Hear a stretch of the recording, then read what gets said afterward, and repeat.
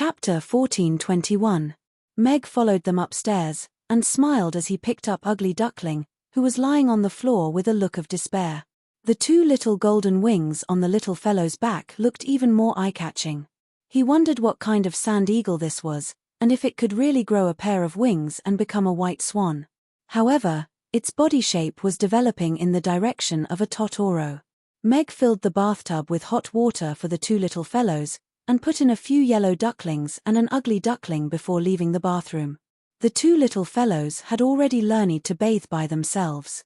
Anna was a sensible big sister, and was very good at taking care of her little sister. Meg appeared from the bathroom, and Irina was standing at the door. He took 2 steps forward, and softly said, "The time has been set. The elves will hold the conferring ceremony at noon tomorrow to officially confer Sally as the new elven princess, and execute the night elves' court during this period of time." Irina looked at Meg, and asked, "What do you think? If I'm not wrong, this should be another conspiracy against you." The Wind Forest released the news of the execution of the night elves on purpose to tell all the elves and the whole world their attitude. Then, they will see if you, the savior and spiritual leader of the night elves, will appear at the conferring ceremony and save all the night elves as expected. Everyone knows that I will go. Then, this is a trap that has been perfected infinitely. As long as you go, there's a high chance that you won't be able to come back. After all, this is a trap set up with the power of an entire race. Irina was silent. Although Borge was dead, and the Elven Queen was still in seclusion, the elves were still a powerful race. If they set up a trap with the power of an entire race, it was almost impossible to save the night elves from them with just one person's ability. "I still have to go." Irina looked at Meg with a calm gaze. A smile appeared on Meg's face. This was the answer that he expected, and also the answer that the whole world knew. "You said that you threw a fire seed into the wind forest. Will it be able to burn a prairie fire tomorrow?" Meg asked. "You mean, igniting the fire seed?" Irina's eyes narrowed slightly. "No, the fire seed has already been ignited. What they need now is a gust of wind, a wind that can blow the fire seed into a raging inferno.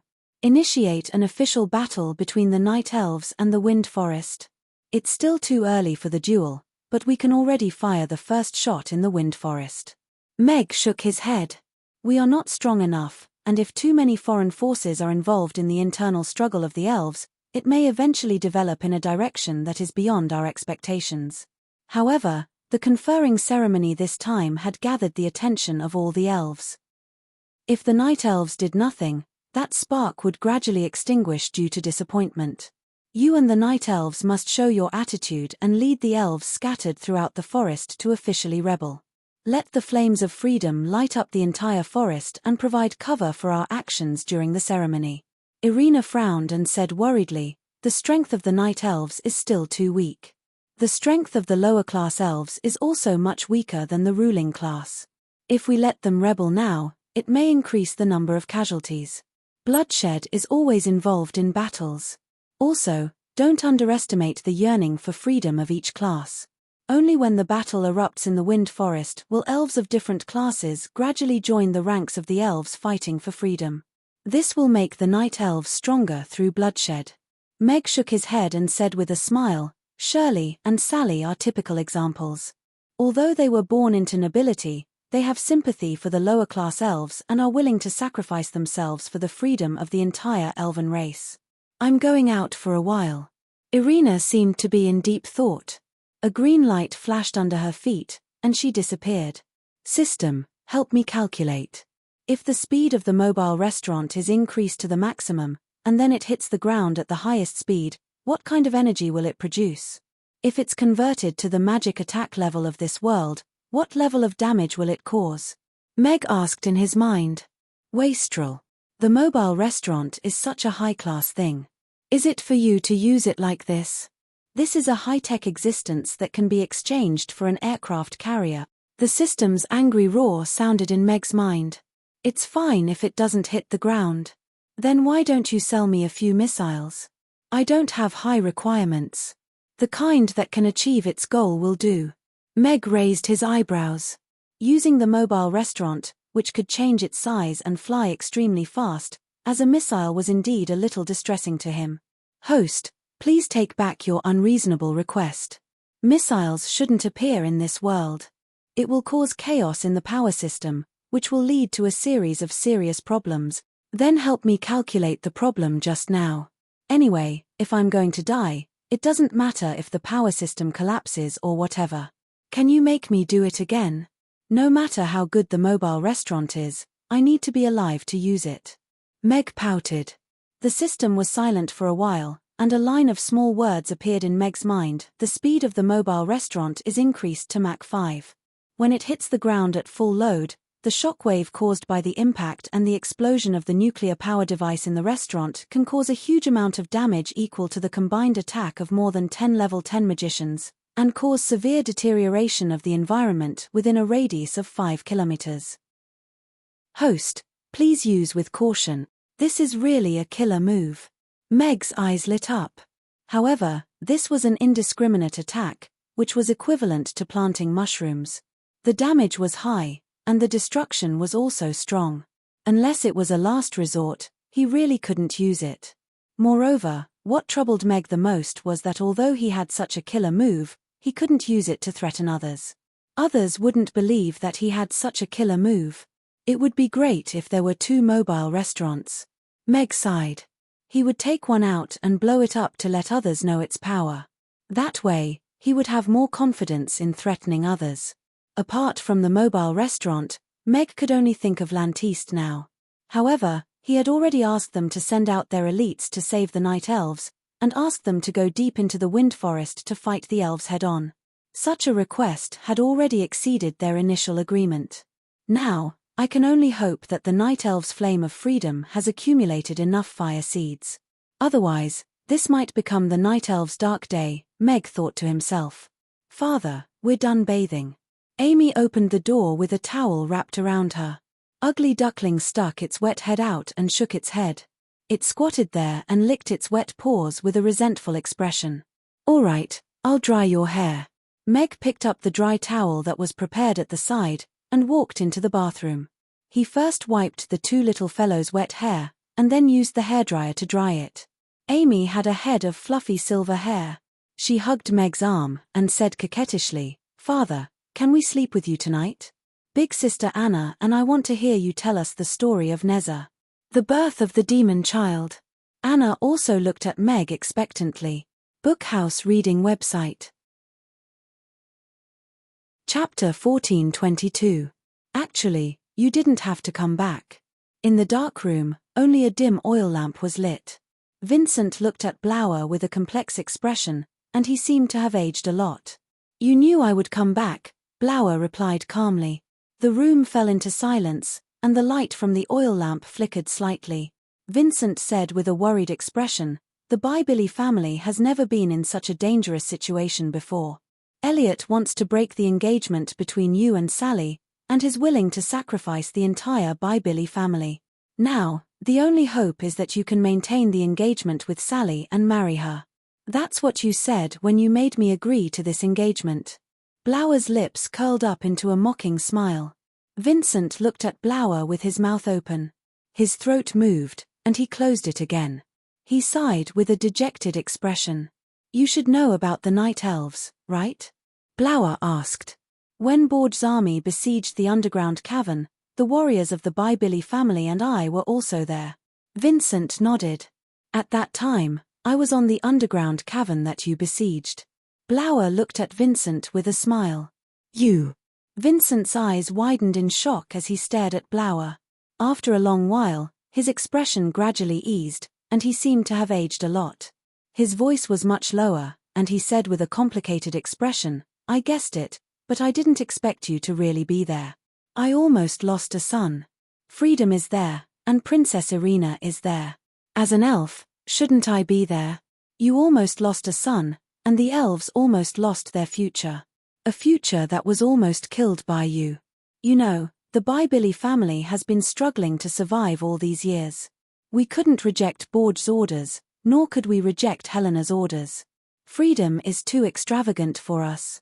As the chief, the most important thing for me is to think of ways to let our family survive, and not talk about the future, Vincent said with a lonely expression. Blower looked at Vincent and questioned, "Do you think there's any meaning in living like this? Is this really the life that we elves want? Our people have even forgotten what freedom is. Even we, the so-called nobles, still have shackles around our necks. Even if we are served by servants, when have we ever had freedom? Was the wind forest like this 100 years ago?"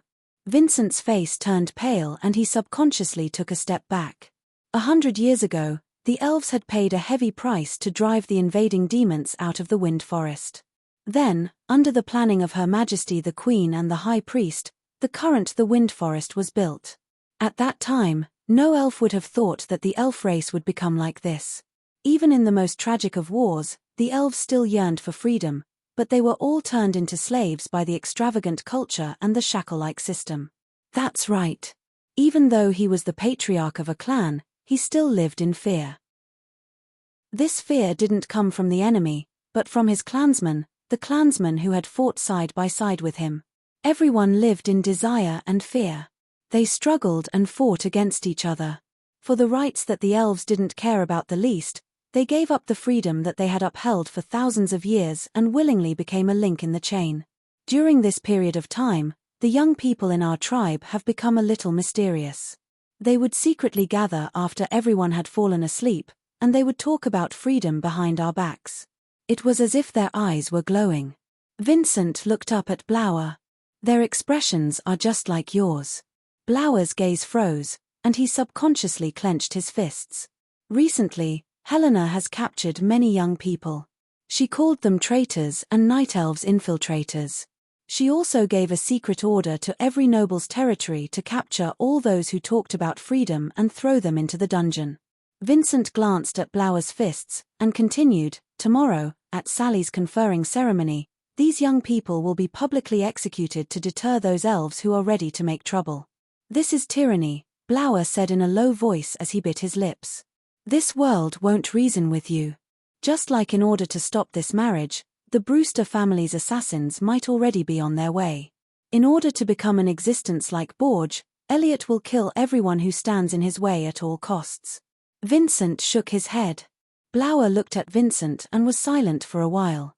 He slowly let go of his fists, and then tried his best to say calmly, "You didn't capture those young people, and you didn't send them to Helena." "Yes, that's not like me at all." Vincent nodded. His gaze landed on the oil lamp at the side. He looked at the flickering candlelight, and softly said, "What's wrong with pursuing freedom? Didn't we fight so hard for freedom back then?" In a secret chamber in the Brewster family, 5 or 6 elves were sitting in a row. Elliot was sitting in the main seat. The flickering candlelight made his gloomy face look even scarier. Everyone in the secret chamber also had solemn expressions. They didn't say anything as if they were waiting for something. An elf in a black robe quickly strode in from outside. He half knelt on the ground and respectfully said, "Family leader, the assassins have arrived. Should we set off now?" A cold smile appeared on Elliot's face as he said, "That old bastard Vincent doesn't know what's good for him. If he doesn't want to cancel the marriage, then don't blame me for being cruel. Since his son has already appeared, then let's kill him. A dead man can't marry our princess." "Yes," that elf replied, and got up to leave. "Family leader, High Priestess Helena has sent a secret letter." Right at this moment, an elf quickly ran in, and presented a secret letter with a starry sky seal on it with both hands. All the elves in the secret chamber looked at the secret letter in Elliot's hands. Elliot accepted the secret letter. The starry sky seal on the letter was automatically removed, and a piece of black paper fell into Elliot's hands. Elliot lowered his head to look at the letter, and his expression changed. In the end, he angrily crumpled the letter into a ball of scrap paper and turned it into dust in his hands. All the elves looked at one another. They didn't know anything, and they didn't dare to ask anything. "Cancel the plan. Let him live for now," Elliot said in a low voice with a strong sense of indignation. "This Neza, we have to start from the chaos essence bead that was born from heaven and earth." Meg hadn't finished telling Neza's story yet, but the 2 little fellows had already fallen asleep in his arms. Ugly Duckling was also sleeping soundly while hugging his leg. Meg smiled with a resigned expression. He carefully got up, laid the two little fellows down, and covered them with a blanket. Only then did he heave a sigh of relief after putting Ugly Duckling between them. "Come to my room," Irina said as she stood at the door. Then, she turned and left. Bookhouse reading website. Chapter 1423. Mag was stunned. He felt as if he had heard wrongly. Inviting me in the middle of the night, there must be some script that we need to read together. As a clean and honest gentleman, at this time. Meg looked at himself in the mirror. He had taken a shower and changed into a flamboyant flowery shirt. The shirt was half-buttoned, and his chest and eight-pack abs were faintly discernible. His half-wet hair was a bit messy and sexy, and his melancholy eyes, Didn't he say that he was a gentleman? Why did he change so naturally, as if he had already prepared for it? Mag stood up straight, buttoned up his shirt, and combed his hair into an adult style. He couldn't help but sigh as he looked at his sanctimonious self in the mirror. No matter how decent he looked, he was still the perfect uncle that all those ignorant girls wanted to throw themselves at. It couldn't be helped. When it came to looks, it wasn't something that he could casually control. "Right, system, do you have that thing here?" Meg suddenly thought of something. "The kind that does it 7 times a night. What the hell is that? Do I look like someone who needs that kind of thing? Now the outside world is saying that you can't do it. Who's spreading the rumors? Don't they know that rumors are now crimes? But it's not illegal to speak the truth." The system retorted. Scram. Meg still bought an industrial textile skill book from the system, and then took the book to the next room. Meg pushed open the familiar bedroom door, coughed lightly before entering, and then walked in. Irina wasn't in the room, and the sound of running water came from the bedroom next to it. Meg raised his eyebrows slightly. It was a very familiar rhythm. Would she forget to bring a bath towel next? "You, give me the bath towel." Sure enough, as soon as the sound of running water stopped, the bathroom door opened a crack, and Irina's voice sounded. "Okay." Meg got up, picked up the bathrobe on the side, and walked towards the bathroom, but he couldn't help but complain in his heart, "Come on, girl, you're a 10th tier great magician. Why would you need a bathrobe to cast a water-dispelling spell?" Of course, Meg naturally wouldn't say such words. After all, girls were shy. They wanted something to happen, but they couldn't let themselves show too much initiative. They would always show some seemingly stupid behavior. Meg put the bathrobe in front of the door and was about to say something like, "Why don't we take a shower together?" The bathrobe disappeared with a whoosh, and then the bathroom door was tightly shut again. The lily-white hand that he expected to reach out of the bathroom and pull him in did not appear. "Hey!" Meg touched his nose awkwardly. It seemed that he was thinking too much. Soon, Irina, who was wearing a fairy nightgown, walked out of the bathroom. She waved her hand, and her wet hair was dry. She looked at Meg, who was sitting on the chair beside the bed, and said, "I've already spread the news, but I can't be sure how many elves will respond. Helena might use the power of the entire race to set up a trap to deal with you and me, so the strength of the various territories must be weak. There won't be a second chance like this. The night elves in the Wind Forest must also be aware of this." Meg said with a relaxed expression, "Helena wants to give us a surprise, and I hope the surprise we give her will be bigger." Irina walked to the bedside and sat down, then leaned against the headboard lazily. She looked at Meg with a pair of blue eyes, and said with a smile, "Your bed is occupied by 2 little fellows. Where do you plan to sleep tonight? Speaking of which, this is my bed." Meg looked at Irina, and asked with a smile, "I wonder when you plan to return half of it to me." Irina's ears were a little red from being stared at by Meg. She snorted softly, and said, "The bed is mine. You sleep on the floor. This is really intolerable." Meg sighed in his heart. But what could he do? He couldn't beat her, and even if he could, he wouldn't dare to do it. He had no choice but to lay down on the floor mattress again, and lay down on the floor mattress obediently. With the existence of floor heating and a thick mattress, it wasn't uncomfortable to sleep on the floor mattress at all. It was just that there was a strange feeling in his heart. Then, "Good night," Meg said, and turned off the light gently. "Millimeter HM," Irina responded. The room was quiet, and the moonlight spilled in through the half-opened curtains.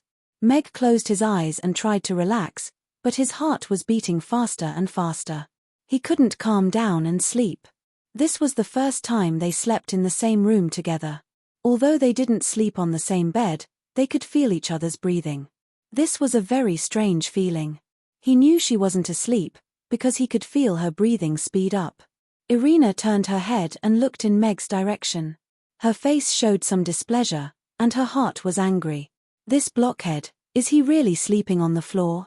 Meg began to hypnotize himself. She just pitied me for not having a place to sleep, so she gave me a mattress on the floor. Hurry up and sleep. Sleep. Just as Mag was about to fall asleep in a daze, he suddenly heard a few rustling sounds. Then, a soft and warm body appeared in his arms, and a faint fragrance wafted over. Hey! Meg was stunned for a moment before he realized that she seemed to have crawled into his bed and into his arms. At a time like this, there were usually two choices. 1. Push her away and tell her seriously that he was not a casual person, and that she couldn't do this to him. 2. Hug her and let nature take its course, and then let her take responsibility. As an adult, Meg naturally hugged her gently. Her soft and plump body was as if it was made of water. Do you think we will die? Irina said softly. Meg's hand stopped. After a moment of silence, he whispered in her ear, yes, but not now. The corners of Irina's lips curled up into a radiant smile as she leaned comfortably against his sturdy chest. It's still so warm. Because my heart is still burning for you. Meg's hand slowly tightened, and he slowly hugged her tightly. All the distracting thoughts disappeared at this moment. He just wanted to hug her like this, quietly and tightly, as if everything was perfect. Mushy. Irina said with a hint of disdain. Her slightly blushed cheeks were pressed against his chest, and she couldn't hide the smile on her face as she listened to his heartbeat and the scorching temperature. It really only costs 998 yuan per box. A line of rice-sized words slowly floated through Meg's mind, no pop-up window. Chapter 14:24. Beautiful things happened every day. For example, when he woke up, there were two adorable elves in his arms, one big and one small. His life would be complete all of a sudden, eh? That's not right. Meg lowered his head and looked at Amy, who had unknowingly run into his other arm and was looking at him with her big blue eyes. He couldn't help but be stunned. Father, you're really, really, really too much. You actually secretly came over to hug Mother to sleep and left me aside. Am I not your most precious baby anymore? Amy said with an aggrieved expression. How could that be? Meg's expression was slightly awkward. He didn't expect to be caught red-handed. Irina opened her eyes at some point and looked at Meg with a smile.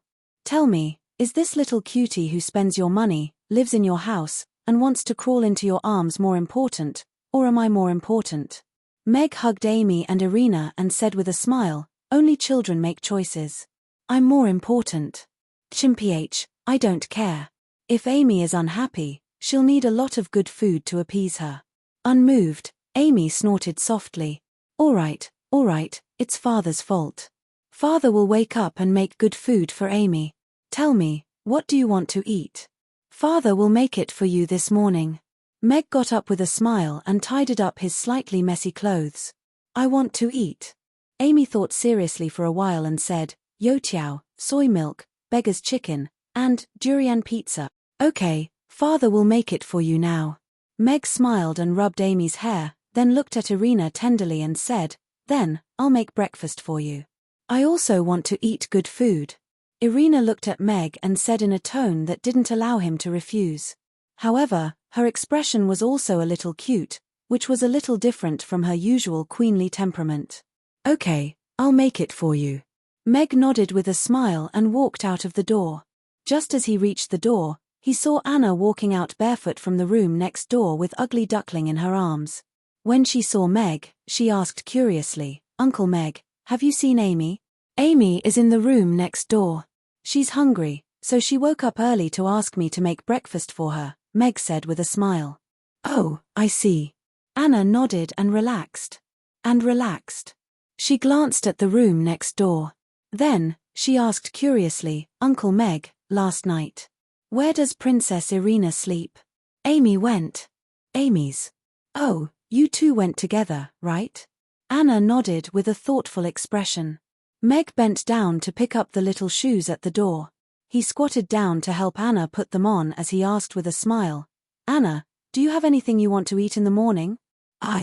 I'll eat whatever everyone is eating. Everything that Uncle Meg cooks is super delicious. Anna smiled sweetly. You must have smeared honey on your lips early in the morning. Meg stroked Anna's hair with a smile, and then turned to go downstairs.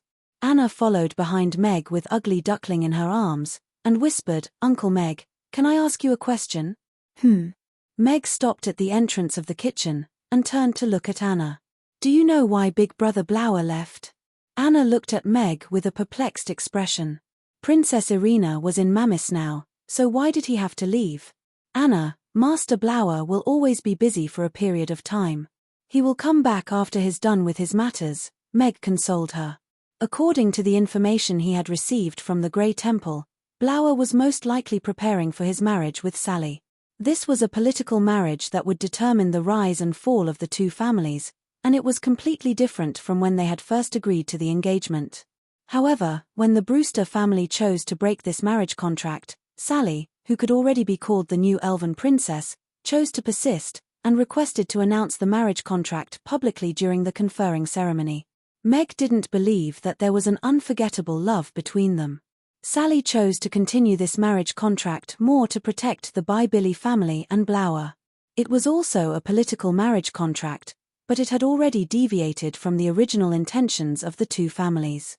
Meg didn't know how to explain these things to Anna. Since Blower chose to hide it, there was no reason for him to expose him. Millimeter HM. Anna's eyes dimmed, and she nodded gently. Amy said she wanted to eat durian pizza just now. Anna, do you want to try durian that hasn't been made into pizza? Meg asked. Durian that hasn't been roasted? Anna's eyes lit up with curiosity. Yes. Durian is actually a type of fruit. It can be eaten without roasting. Meg nodded and walked into the kitchen. Anna placed Ugly Duckling on the ground, and followed him into the kitchen. She was indeed curious about what that delicious durian looked like, and what it would taste like before it was made into a delicious pizza. Ugly Duckling followed and wagged its tail at Meg. Little Mistress wasn't around, so this was a very good opportunity. It had to make use of this opportunity to get more out of it. Otherwise, it would definitely be punished to run again.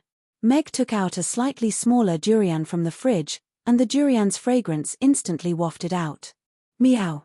Ugly Duckling's hair stood on end, and it dashed out of the kitchen with a whoosh. It stared at the durian in Meg's hand with a look of horror. Why does it smell like this? It smells so good. Anna's eyes lit up as she looked at the hedgehog-like durian in Meg's hand in shock. Meg placed the durian on the counter, and pried it open from the crack, revealing the full durian meat inside. The plump flesh looked very tempting, and the durian's fragrance in the air also became a little stronger. Meg took out a small plate, and then took out a piece of durian meat. He passed it to Anna along with a small spoon, and smilingly said, Eat. Thank you, Uncle Meg. Anna received the plate, and then scooped a spoonful of durian meat with the spoon. She could feel the delicate texture, and then put it into her mouth. The slightly cold durian meat had a smooth texture like ice cream, and its unique sweetness was perfectly displayed in the pure flesh. It was like a mischievous child jumping between her teeth, and then blossoming into a breathtaking delicacy. A blissful smile appeared on Anna's face. The durian that wasn't made into a pizza was also a pleasant surprise. It smells so good. Amy had come downstairs at some point, and jumped into the kitchen. Her gaze landed on the durian in Anna's hand, and she went up to her with small steps. She pouted her little mouth, and said coquettishly, Big Sister Anna, can you let me have a bite too? Just a small bite is enough. Bookhouse reading website. Chapter 1425. After a sumptuous breakfast, Meg sent Amy and Anna to the ice cream shop and asked MIA to take care of them for a day before returning to the restaurant. Are you ready to set off? Irina asked Meg. Yes. Wait for me to go upstairs and change. Meg nodded and hurried upstairs to change into a full set of equipment, including the mask. Let's go.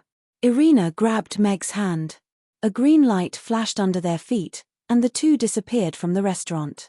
An elf quickly walked into the starry cavern, and respectfully said to Helena, who was standing on the high platform, "High Priestess, the spell formation is ready. As long as Irina and Alex dare to come, we will definitely be able to capture or kill them. Don't let your guard down. Everyone has already witnessed the wind forest once. I don't want the same thing to happen again," Helena said in a cold voice. Yes. That elf's expression froze, and he bowed before leaving the cavern. Helena looked up at the largest star in the starry sky, and murmured to herself, "Your Majesty, I had no choice but to do this. For the future of the elven race, I had to do this. All of those bastards who tried to destroy everything we've built deserve to die." In the wind forest, the nobles were dressed in splendid attire, and were riding in luxurious carriages to Life Square. Today was the conferring ceremony of the new elven princess, and it would be held in Life Square in front of the Tree of Life. Sally would receive the blessings and recognition of the Tree of Life. After Princess Irina was deposed, the Wind Forest no longer had a princess, so this was a very important matter for the Wind Forest. Almost all the elves knew about this, but only the nobles were qualified to attend the conferring ceremony. The servants and slaves were locked in their homes to continue working. Ordinary elves were also barred from the ceremony area and were not qualified to watch the ceremony. However, although ordinary elves didn't have the right to watch the coronation ceremony of the elven princess, they could watch the execution of the 100 or so elves who were deemed traitors up close. The execution platform was set up outside the sealed area.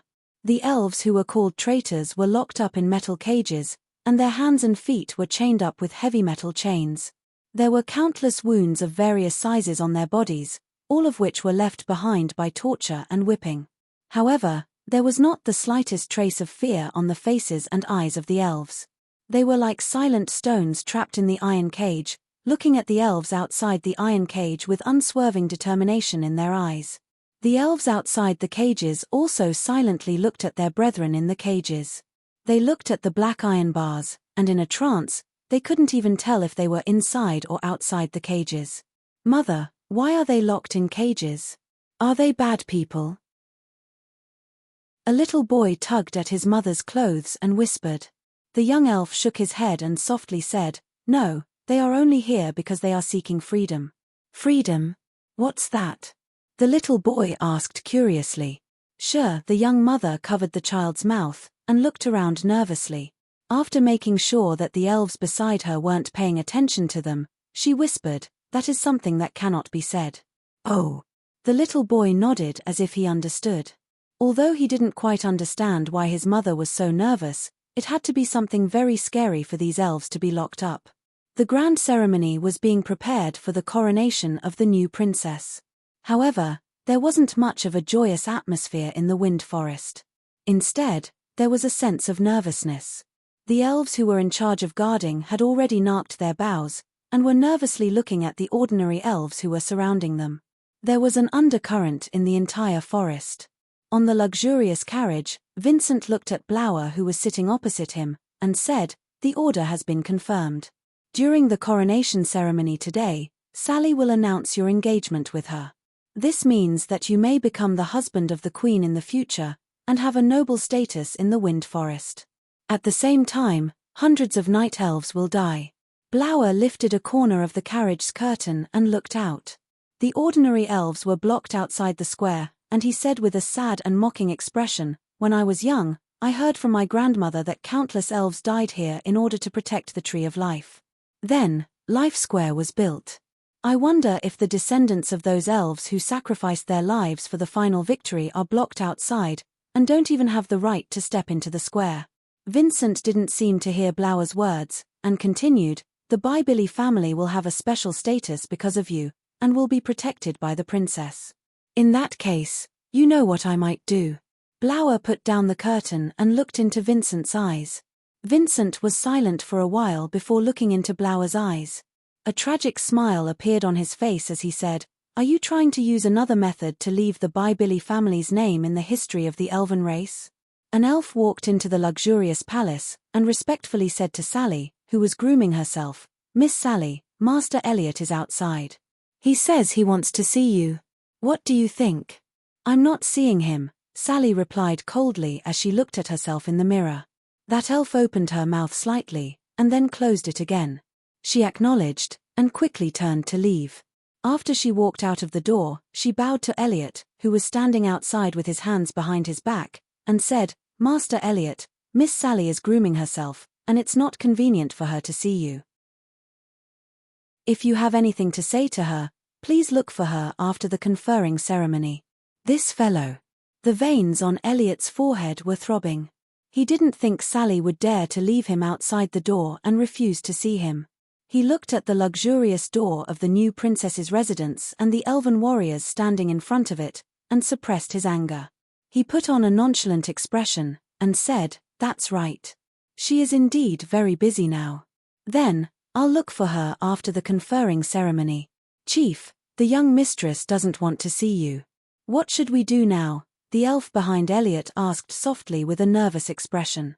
"I'm afraid there's no other way today. However, I heard that Vincent's youngest son has been very weak since he was young. It wouldn't be strange if he suddenly died of an illness in the future, right?" Elliot sneered. "Not strange, not strange." That elf's eyes lit up, and he nodded. "I can teleport directly to the Tree of Life. I'll leave everything outside to you." Irina looked at Meg as the griffin landed quietly outside the wind forest. A green teleportation magic formation appeared beneath her feet. "All right." Meg nodded. He watched as Irina left. He patted the griffin's neck gently, and said, "RZ, it's up to us now." Chapter 1426. Comrades, I received a secret letter from Her Highness last night. The opportunity that we have been waiting for is finally here. Those nobles have taken away the most elite soldiers in the territory, and locked the servants and slaves in the dungeons. We are going to break out of the dungeons, rescue our brothers and sisters who have been locked up, and liberate this territory. In a dimly lit cellar, an elf looked at the young faces present, and said with some excitement in his voice, "Liberate the territory, rescue the slaves." All the elves replied softly. They were also unable to contain their excitement as they gripped the weapons and magic staffs that they carried with them. The conferring ceremony is about to begin. It's time for us to act. Her Highness and all our brothers who have been captured will buy us some time. We can only rely on ourselves for the matters in the territory. That elf slowly drew out his sword, and then said in a low voice, "For freedom. For freedom." All the elves stood up and raised their weapons. They followed that leading elf out of the cellar, and began to act. The same thing was happening in all the territories in the Wind Forest. Those elves who had obtained freedom and faith began to gather under the call of the Night Elves. Then, they picked up their weapons, broke through the layers of locked dungeons, and began to liberate the slaves. Among them, there were low-level elves, noble elves who were deeply inspired, and elves who were guarding the territory.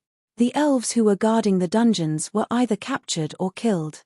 Many of them chose to join those elves after they found out their intentions. The chains of the dungeons were smashed open, and those slaves and servants who were locked up in the dungeons were freed. The heavy chains on their hands and feet were released. "You are all free," the night elves shouted as they looked at those elves who were still in a daze. Freedom. A glimmer of light appeared in the eyes of those expressionless elves. They seemed to have understood something, and their expressions gradually became excited.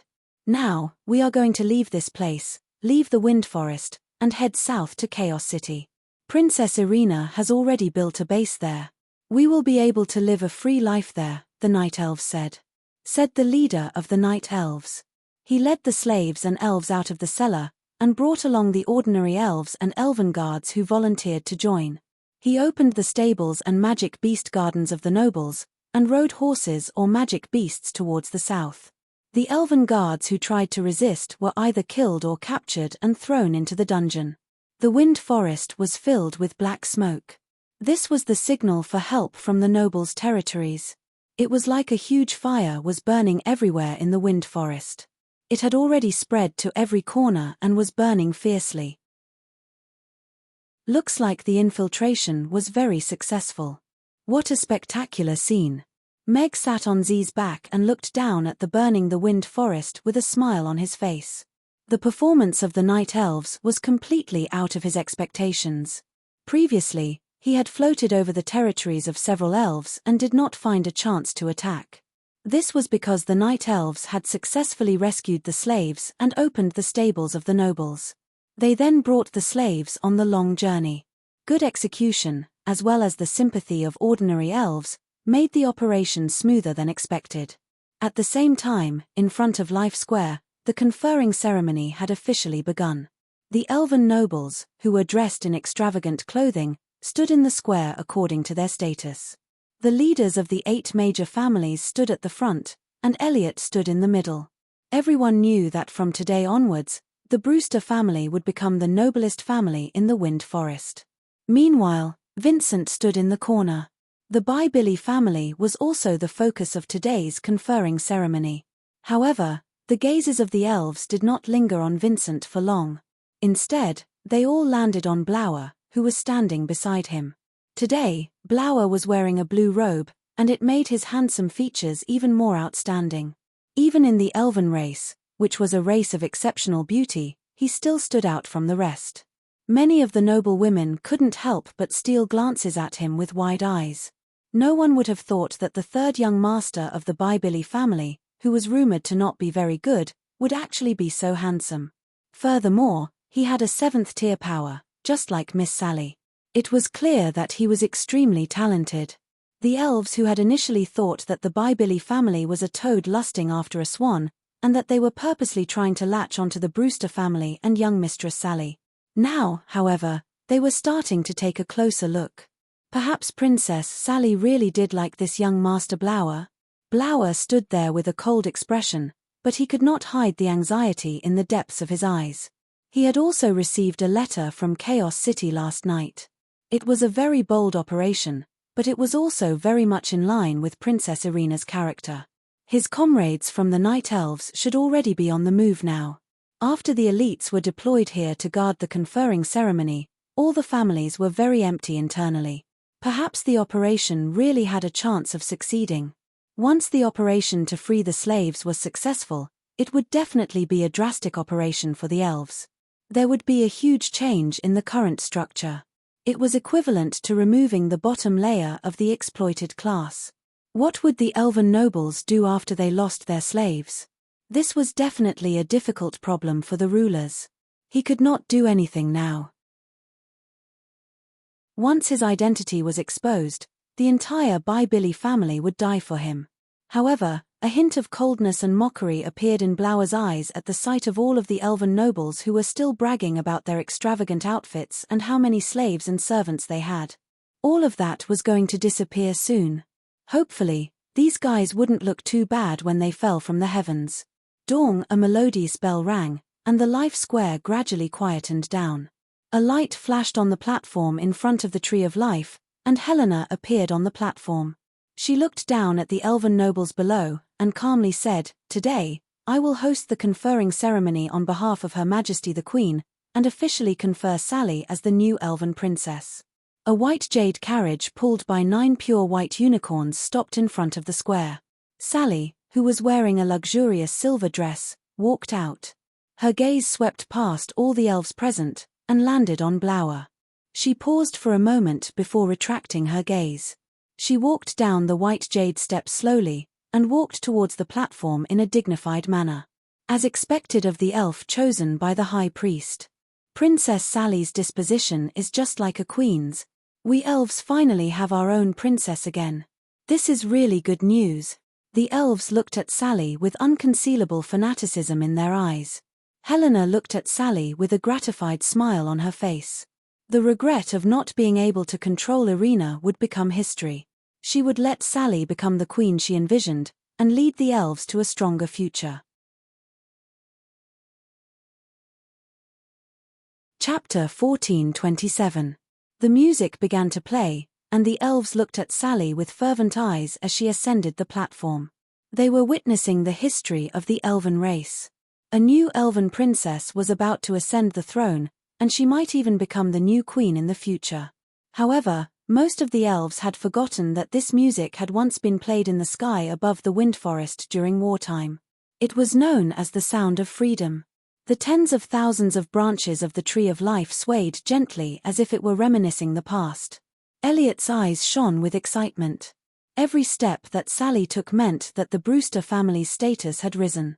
Among the 8 major families, the Brewster family's status would truly transcend, with Sally becoming the elven princess. Vincent glanced at Blower with a complicated expression and a hint of guilt in his heart.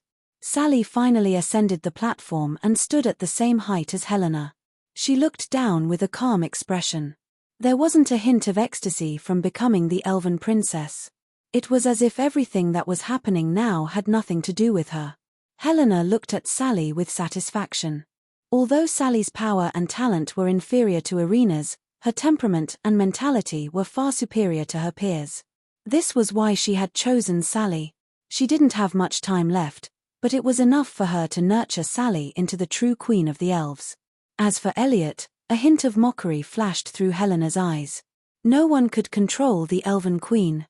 She couldn't, and the idiot Elliot couldn't either. However, his existence and that of the Brewster family would make it easier for Sally to control the other major families. Helena raised her hands, and all the elves quieted down. She then said, "Her Majesty is still in seclusion, but we can't just leave the elven princess empty. Today, I will host the conferring ceremony on behalf of Her Majesty. Under the witness of the Tree of Life, I confer Sally as the new elven princess." All the elves looked at Sally with burning eyes. Irina had tried to overthrow the system of the elven race and turn them into dust. Now, they were about to have a new princess who would lead them to continue their glory and enjoy a high status.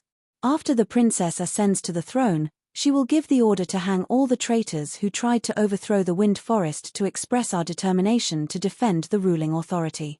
She will also warn those who have been bewitched that meaningless resistance will only lead to death and will not bring about any change. Helena's cold voice was filled with warning as she swept her gaze across all of the elves below the stage. Pity flashed through some of the elves' eyes, while others avoided Helena's gaze in panic. However, there were even more elves with fanatical joy in their eyes. Everyone knew that the night elves who had joined the darkness would die today, but they didn't expect that this order would be given by Sally. Helena's gaze stopped on Blower.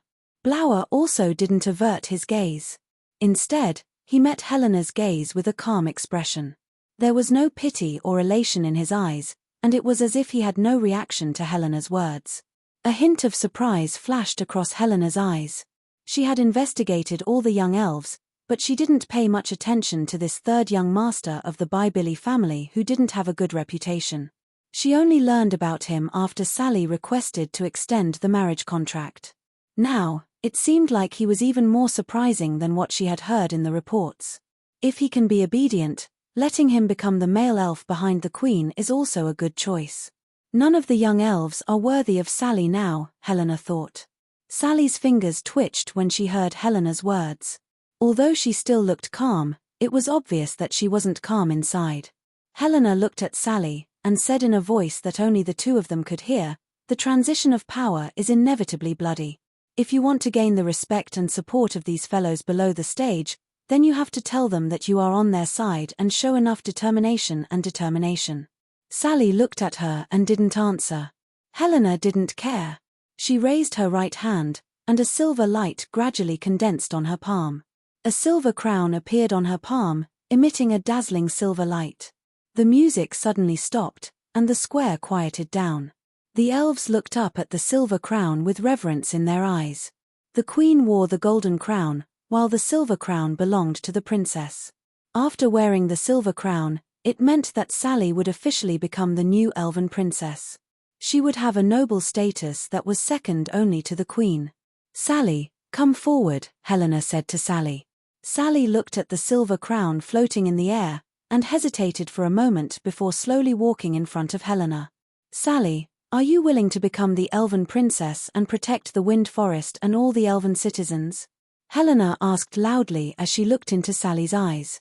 Her voice spread throughout Life Square, and even the elves watching from the outside could hear her clearly. All the elves held their breaths and stared intently at Sally, waiting for the historic moment to arrive. Sally looked at Helena, and was silent for a moment. Her gaze gradually became determined, and she nodded solemnly. I am willing to protect the Wind Forest and all the elven citizens. Her voice also reverberated throughout the entire Wind Forest, and she placed extra emphasis on the last few words. Very good. Then I shall confer you the title of Elven Princess on behalf of Her Majesty. You shall bear the heavy responsibility of protecting the elven race. Helena nodded slightly, and put the silver crown on Sally's head with a solemn expression on her face. The silver crown shone brightly under the sun. Sally, who was wearing a silver dress, seemed to have a noble and queenly aura as she stood on the platform. All the elves seemed to see Irina's shadow in her. Princess Sally. Princess Sally. The elves in the square half knelt on the ground and saluted Sally, and then cheered. They had witnessed a historic moment. After Irina betrayed the Wind Forest, they had a new princess, a princess who stood on their side. Most of the elves in the square had gratified smiles on their faces. This development was very much in line with their expectations. They and their descendants would continue to rule this forest for many years to come, and enjoy a high status. Helena raised her hand, and the square gradually quieted down again. The elves slowly stood up, and stared at the Tree of Life behind the platform with fervent gazes. Every elven princess would receive the blessing of the sacred Tree of Life and its protection, as well as an increase in strength. Great God of Life, your sincere believer and servant, I pray for your witness to let the Tree of Life acknowledge Sally's identity and become her companion tree. Helena half knelt in front of the Tree of Life and prayed sincerely. Are you worthy? A mocking voice sounded from the direction of the Tree of Life. Chapter 14:28. Irina. There was dead silence in the square instantly. All the elves raised their heads and looked at Irina, who had appeared on the crown of the Tree of Life, in disbelief. Their expressions changed drastically. Sally raised her head in surprise, but her expression quickly changed again. She couldn't help but feel nervous when she thought of the various schemes that Helena might have set up. As expected, Princess Irina came. Blower looked up at Irina, who was still wearing her flowing white dress, and a smile appeared on his face. This was the Princess Irina that he knew. Even if the whole world knew that this was a plot against her, she would definitely appear as long as she set her mind on something. She couldn't just sit by and watch the night elves be publicly executed, so she appeared here. It seemed unreasonable, but it was actually very reasonable. Instead of living humbly, isn't it better to leave a glorious name in history? Blower said softly as he tilted his head slightly. Vincent's pupils contracted suddenly, and his body tensed up unconsciously. He looked at Blower's resolute side profile and Irina, who was standing on the treetop. After a moment of silence, he suddenly revealed a smile. Very good. Blower turned his head to look at Vincent, and solemnly said, Father. Millimetertum, Vincent replied in a low voice. Damn Irina. You really came out to ruin our plans again. Elliot gritted his teeth and looked at Irina. He waved his hand, and the elves beside him quickly left. The elves in the square looked at Irina with horror and disgust. There were also many young elves whose eyes lit up with a hint of fanaticism. Irina, who was standing on the crown of the tree, glanced at Helena, who was half kneeling on the ground, and those elves in the square. She sarcastically said, Are you worthy of calling yourselves sincere believers of the God of Life? The revelation that the God of Life gave you was to enslave your own people, or to take away the lives of your own people. Irina's voice clearly echoed in Life Square, and also spread outside the square. It clearly reached the ears of the elves who were blocked outside the square, as well as the night elves who were locked in the iron cages. Many elves lowered their heads in shame, not daring to look Irina in the eye. There were also elves who looked at Irina with hatred. She was like a troublemaker who was trying to overthrow everything they had. Princess Irina is here as well? All of the elves who were stopped outside the plaza turned toward the Tree of Life with astonishment in their eyes. Even though she had already been stripped of her status as a princess and branded as a traitor, she still held an irreplaceable position in the eyes of most of the elves. Meanwhile, the freedom that the night elves preached was indeed spreading rapidly in the Wind Forest during this period of time. Although most of the elves were keeping their distance from it, there was a hint of pity and sympathy in their eyes when they heard Irina's words and looked at those elves who were locked up in the metal cages. Her Highness is here. The night elves who were locked in the iron cages finally had some changes in their expressions. Their eyes seemed to have suddenly lit up, and they all turned to look in the direction of the Tree of Life. They had not been abandoned. Despite the dangers, Her Highness still came here. It was the conferring ceremony of the new elven princess, and Irina, the former princess, had appeared. How this conferring ceremony was going to proceed became a matter of concern for all the elves. Irina, you really came. Helena stood up slowly, and looked up at Irina. There was no surprise in her eyes, but her expression was exceptionally cold. The whole world knows that I'm coming. If I don't come, won't I disappoint the world? Irina looked at Helena, and revealed a bright smile. Then you should know the consequences of your appearance here. Helena raised her hand, and a complicated array formation lit up with the Tree of Life as the center, forming a barrier that enveloped Irina and the Tree of Life at the same time. The 10th tier powerhouses of the 8 big families appeared outside the array formation with weapons and magic casters' staffs in their hands. They looked at Irina nervously. More advanced elven magic casters appeared outside the array formation with magic casters' staffs in their hands. They were also nervous as they aimed at Irina, who was standing on the Tree of Life. In order to target Irina, the night elves had almost mobilized the entire race. Such a battle array had never appeared in the night elves, except for the previous siege of the underground cavern. When the elves saw this scene, they were all a little surprised by High Priestess Helena's arrangement. Could it be that this conferring ceremony was an ambush targeting Irina from the very beginning? And among the elves present, those young elves who had been deeply influenced by freedom all became nervous. They began to gather in the chaos, communicating with their eyes, trying to do something. Irina looked at Helena with a relaxed expression, and said with a somewhat mocking smile, "Helena, you really don't have any confidence in yourself. In order to deal with me, you've almost mobilized the entire race. Wouldn't it be a huge loss for the night elves to lose me? Aren't you afraid that the night elves will be humiliated because of you?" When many elves heard this, the magic casters' staffs that were aimed at Irina subconsciously lowered a little, and there was some shame in their expressions. Those 10th tier elves who had been famous for a long time also averted their gazes. The battle in the underground cavern had already made them lose face. If news of the siege today were to spread, the reputation of the elven powerhouses would be completely lost on the continent. Moreover, are you so confident that you can kill me? Irina smiled and raised the magic caster's staff in her hand. The Tree of Life suddenly shone with green light, and the gently drooping branches began to rise slowly. Then, like a green whirlwind, they revolved around Irina's feet. Rays of green light entwined around Irina's body, as if she was wearing a green armor, and formed a green crown on her head. Princess Irina. Princess Irina is the real princess recognized by the God of Life.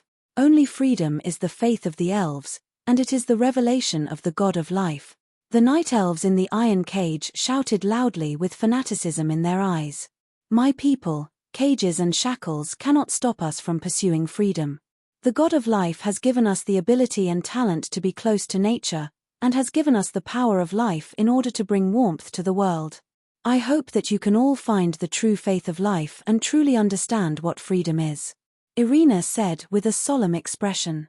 Then, she raised the magic caster's staff in her hand and chanted, "God of Life, please grant me the power to cleanse all darkness and shackles, and let your people regain freedom."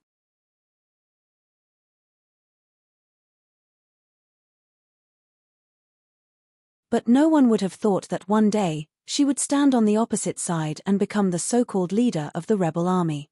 The emergence of the night elves and their own flag were like a sharp blade that tore apart the elf race. Not only the low-level elves and slaves, But even many nobles began to doubt themselves and secretly joined the Night Elves' camp. Therefore, when everyone retreated, there were some who chose to stay and even started to move in the opposite direction. Protect the sacred tree of life. Don't hurt the sacred tree of life.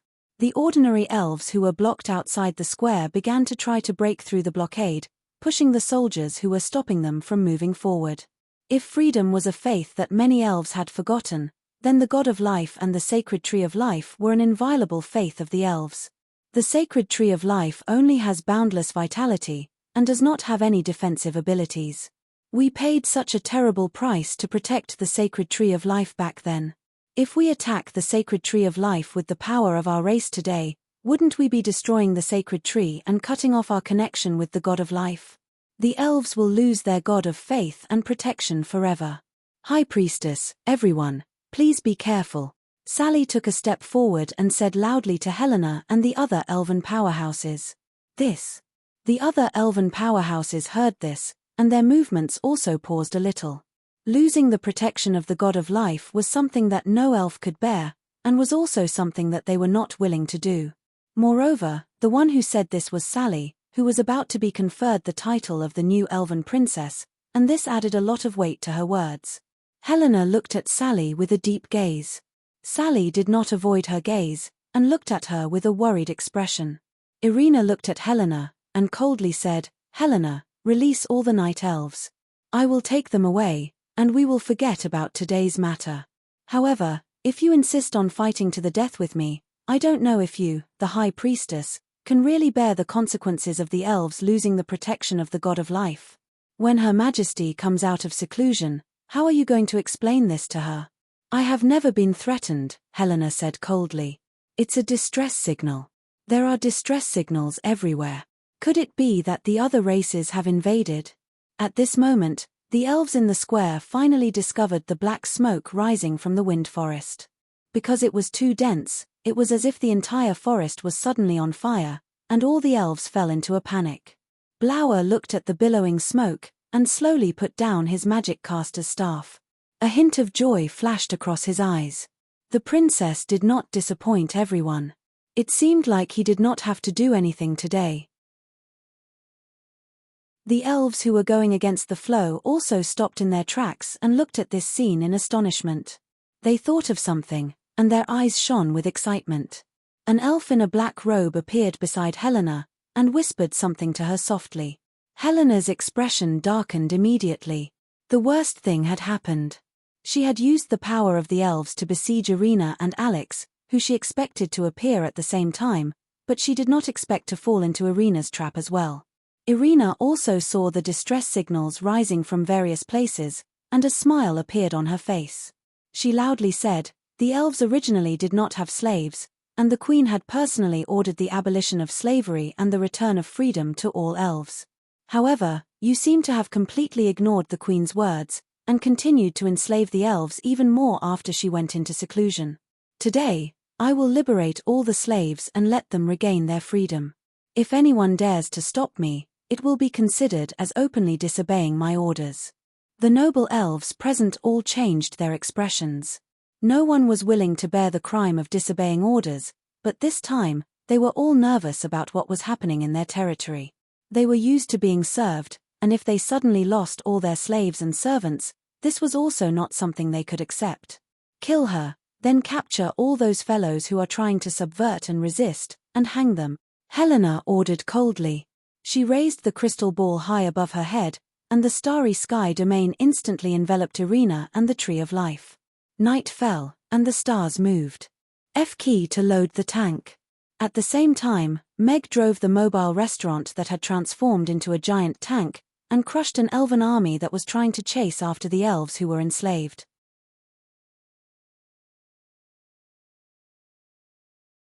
Chapter 1430. Being able to transform into any form was one of the signature abilities of the mobile restaurant. This was also the first time Meg had tried to transform it into a tank. He didn't expect it to work so well in this mountainous terrain. Moreover, the sudden appearance of the steel behemoth also gave the pursuing elves a shock. After confirming that the shining steel giant was here to stop them, the elves launched an attack on the tank. However, the magic and arrows only caused sparks to appear on the surface of the tank. They couldn't leave a single mark. "This armor is terrifying," the elven leader exclaimed. The elves looked at the steel giant in horror. A sense of helplessness and fear took over their hearts. They scattered like birds and beasts. They didn't have the courage to continue the chase. "The psychological quality of these elves seems to be weaker than I thought," Mag murmured as he watched the elves running away in the operation room. "Host, you are wasting God's gift. You are trampling on this system's great invention." The system's angry voice sounded in Meg's mind. "System, is this tank just an empty shell? It doesn't even have a button to fire the cannonballs. Isn't it a bit low?"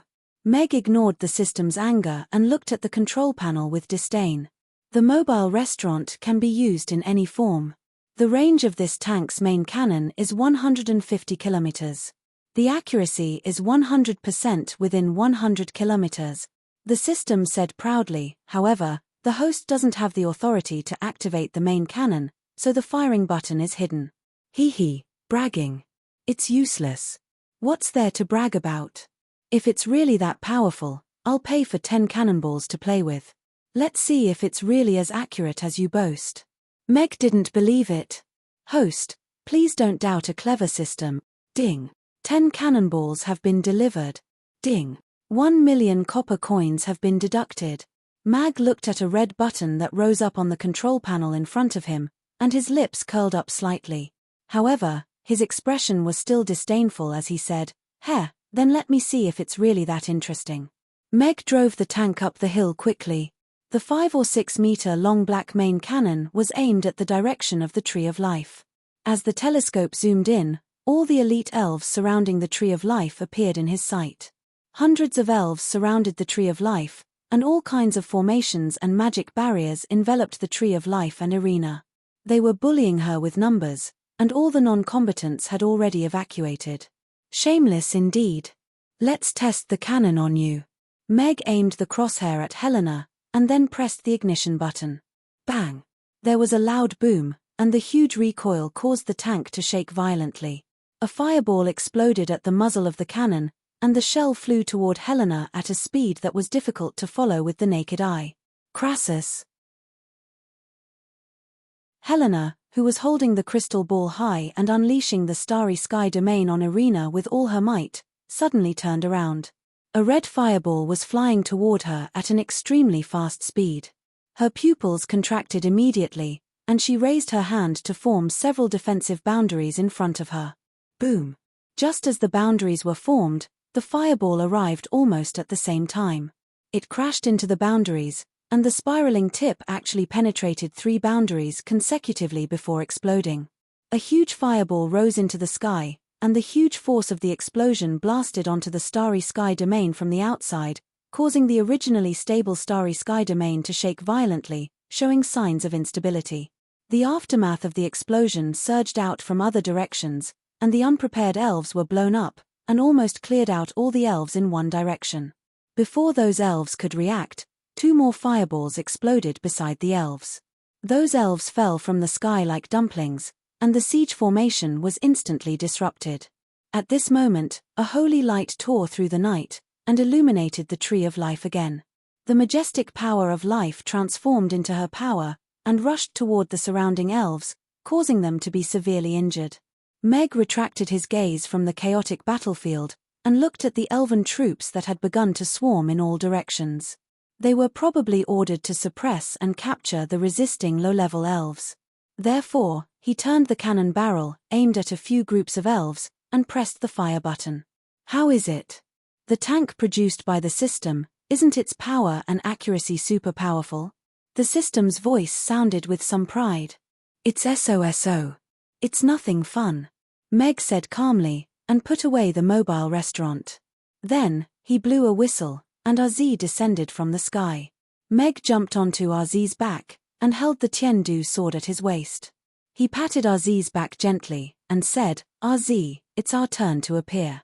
Make your posture more handsome." Awoo! Aziz raised its head and let out a long howl, which almost spread throughout the entire the wind forest. All the magical beasts seemed to be silenced at the same time, and the entire forest was suffocated. Hearing this howl, the elves' eyes were filled with fear. This was the howl of a griffin, and the only griffin that would appear in the wind forest at this time was Alex's purple-striped griffin. That man is finally here. After a round of shooting, the combat power of the elves who had just gathered near Life Square was basically wiped out by Meg.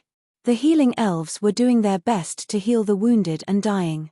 The purple-striped griffin's huge wings glided over the wind forest, and the elves who were chasing after the escaped slaves subconsciously stopped in their tracks. The elves who tried to continue the chase were all torn to pieces by the purple-striped griffin.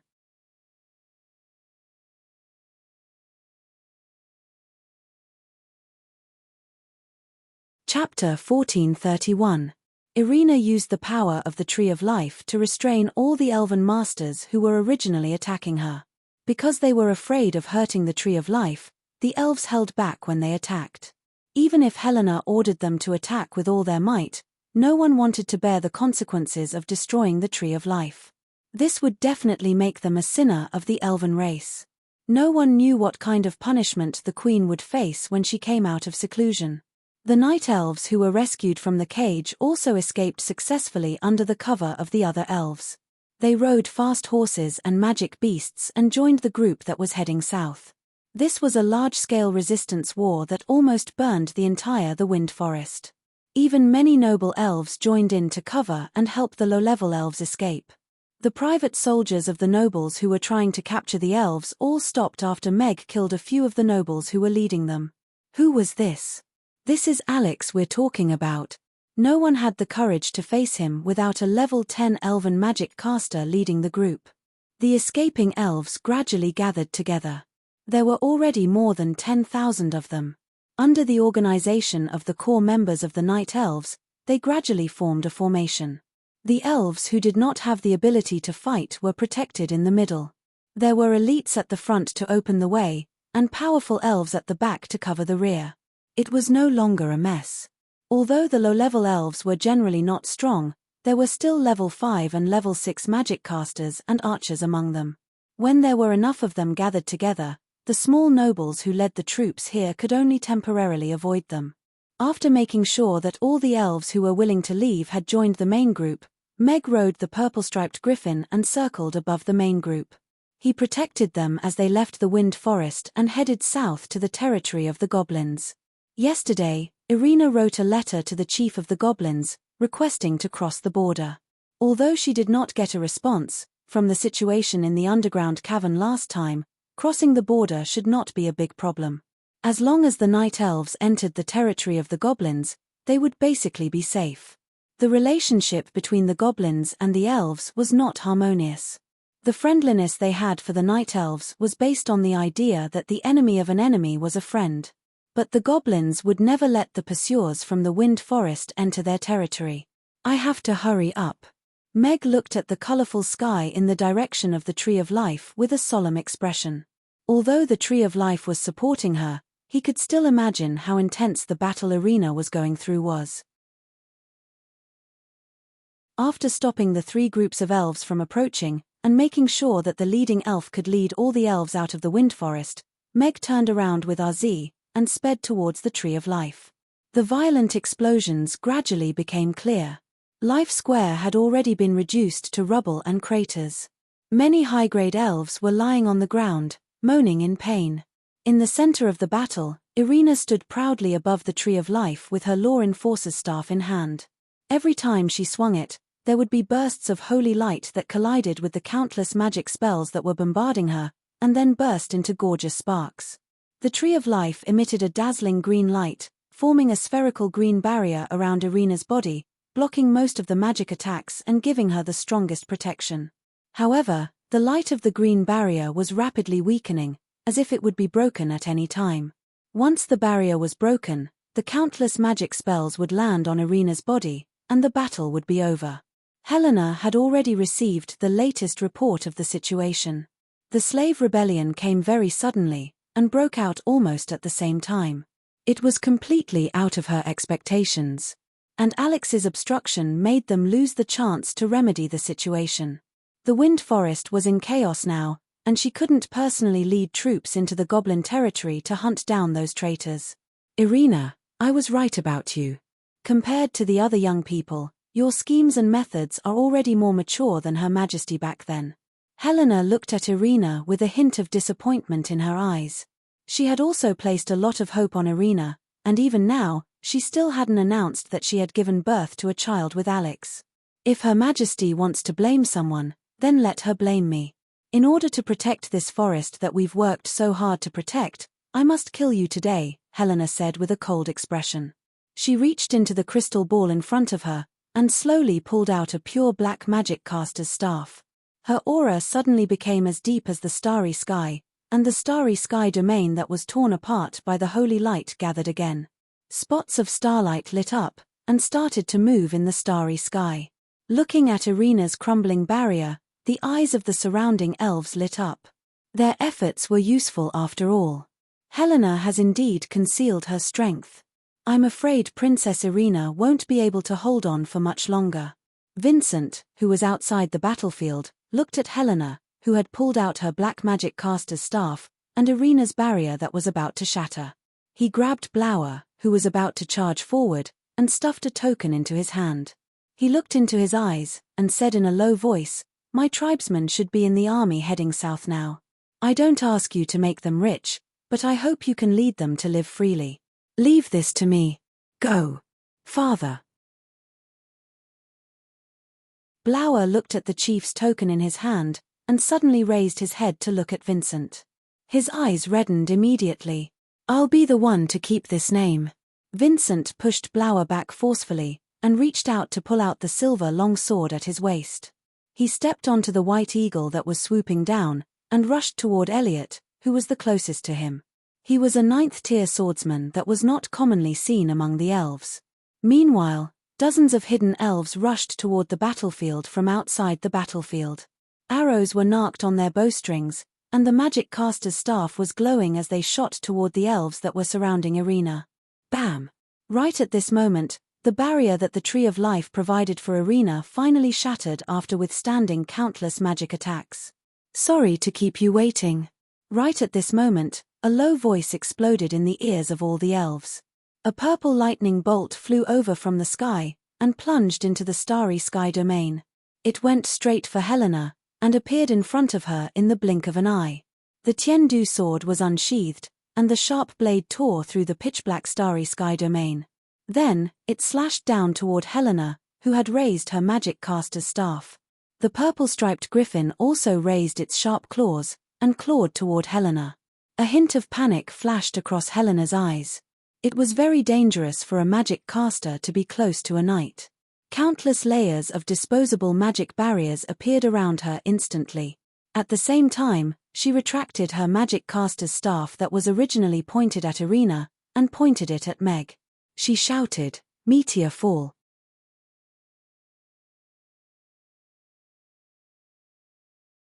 Chapter 1432. When the longsword landed on the magic barrier, it was as if it had struck layers of steel plates. Dazzling sparks burst forth, and the layers of magic barriers were being visibly whittled away. It was rather unstoppable. The purple-striped griffin's golden claws also struck the magic barrier viciously, accelerating the destruction of the magic barrier.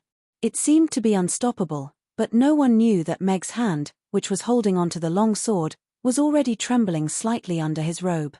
He was only a 9th-tier warrior now, after all. Hacking at a 10th-tier magic barrier was like hacking at a wire with a kitchen knife, creating sparks and lightning along the way. However, only he knew the pain involved. Hence, when there were only 3 thin, but also the most resilient, layers left, he suddenly retracted his hand and pressed lightly on Aziz's back. Aziz instantly changed its direction and slid past Helena. Almost at the same time, 3 silver meteors crashed where the griffin had just been, leaving 3 large craters in the ground. After the purple-striped griffin had shaken off Helena, it rushed toward a 10th-tier elven magic caster who was condensing a spell not far away. The elven magic caster looked on in horror as he was sent flying. Even though 3 or 4 magic barriers had been erected around his body in that instant, he was still sent flying for hundreds of meters. After crashing into a large tree, he was completely buried. The purple-striped griffin transformed into a bolt of purple lightning and darted among the elven magic casters like a wolf in a flock of sheep. With its extreme speed, the purple-striped griffin's powerful strength, and Meg's powerful verbal attacks, the elven magic casters' formation was completely disrupted. The elves, who were proficient in magic attacks, were clearly a little flustered after being attacked at such close range. The elves, who couldn't even fend for themselves, were naturally unable to attack Irina effectively.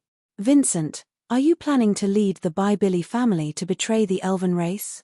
Elliot took a few steps back and sneered at Vincent, who was holding a long sword. There was a hint of surprise and joy in his eyes. Princess Irina is right. The elven race doesn't need any power or official position. What we really need is to return to our natural instincts and freedom. Without these things, elves are no longer elves. Vincent held his sword with both hands, and his gaze gradually sharpened as he looked at Elliot. I think what you're doing now is wrong, so I'm going to lead the Billy family back to the right path. This is not a betrayal. This is a correction. Seeing as you've chosen to side with Irina, that means you've already declared the end of the Billy family. In that case, the engagement between Sally and Blower will naturally cease to exist. Elliot pointed his magic caster's staff at Vincent, and sneered, then, you and your family can die together. The space was frozen in an instant. The ice blast spell killed the white eagle instantly, and Vincent landed on the ice surface lightly. He tapped his feet on the ice surface and dodged the icicles and exploding ice balls that filled the sky. He swung his sword and cut down the ice wall in front of him, and quickly approached Elliot. Similar battles were taking place all over the battlefield at the same time. The elves who chose to support Irina were attacking the surrounding elves without any regard for their own safety. Even though they were not strong enough, they did not hesitate. Blower held the token and backed away with bloodshot eyes. Let's go. Sally suddenly appeared beside him. She grabbed his wrist and dragged him into the nearby forest. The princess will definitely be able to escape. You have to leave right away. Otherwise, you won't be able to escape once the princess and Alex leave. Sally looked at Blower and said, a battle like this is already beyond our control. However, today will definitely be recorded in the history books of the elven race. Blower gradually calmed down. He turned to Sally and asked, what about you? Aren't you going to leave with me? Sally shook her head and said, I'm going to stay. Even though the slaves have been freed, the elven race is still plagued with chronic diseases. I'm still useful to Helena. Perhaps I can still do something to change the elven race. Take care. Blower looked at Sally with a meaningful expression before turning to leave. By the way, say hello to Boss and Amy for me. I really miss the taste of the rainbow fried rice, Sally said softly. All right. Blower didn't turn back, and quickly disappeared into the forest. I guess I won't be able to see him again for a long time, Sally murmured to herself as she looked in the direction that Blower had disappeared in. She then turned to look at Alex, who was riding a purple-striped griffin and weaving in and out of the elven army. Would her Mr. Right appear? Or perhaps, all she wanted was a warm man who could cook. Even though the battlefield was in chaos, Helena's side still held an absolute advantage in terms of power. They quickly suppressed the elven rebellion with their numerical advantage, and gradually stabilized the situation. Your Highness, hurry up and leave. An elderly elf yelled at Irina. However, his heart was instantly punctured by several arrows, and he fell to the ground with wide eyes. Similar scenes were happening all over the battlefield. They weren't powerful, but they were determined to give their lives in order to buy some time for Irina to escape before they died tragically. Meg severed the arm of a 10th-tier great magic caster with his sword. He looked back at the dead elves with a grave expression, and then at Irina, who was standing at the top of the Tree of Life, trying to provide some assistance to the elves. He turned his griffin around and flew toward her. Let's go. Meg yelled as the griffin approached the Tree of Life. Irina hesitated momentarily before jumping onto the griffin's back. It's time for us to go. Meg looked at the elves who had been surrounded, and his heart sank. Darkness had descended again, and the starry sky magic was becoming more powerful. Millimeterham, Irina replied with a pitiful look on her face. RZ, charge out, Mag said. At the same time, he held the long sword with both hands and slashed forward. A crack was torn open in the black curtain. Howl. RZ let out a long howl. It flapped its wings and rushed out of the crack. Meg looked back and saw the elven swordsman sever Elliot's arm. Almost at the same time, he was surrounded and drowned in the bombardment of magic. He had seen this swordsman in the elves' information before. Vincent, the leader of the Bybilly family, a cautious elf, and Blauer's father. The purple-striped griffin rushed out of the crack in the starry sky domain, and quickly flew toward the south. The wind forest, which was covered in smoke, seemed to have just gone through a catastrophe. Burned buildings were everywhere. Change is never easy, Meg consoled softly as he turned to look at the silent Irina. Millimeter. She hugged Mag gently from behind and pressed her face against his back. She didn't say anything else, but hugged Mag gently from behind and pressed her face against his back.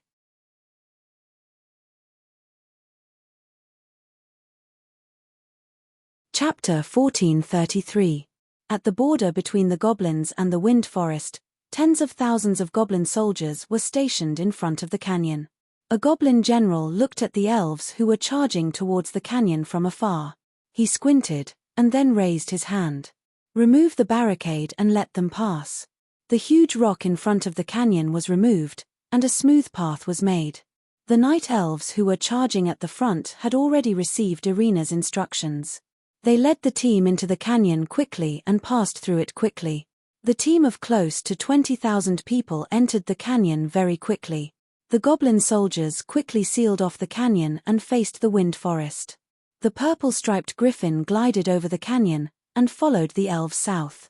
Boss, the one sitting on that purple-striped griffin just now was Alex, right?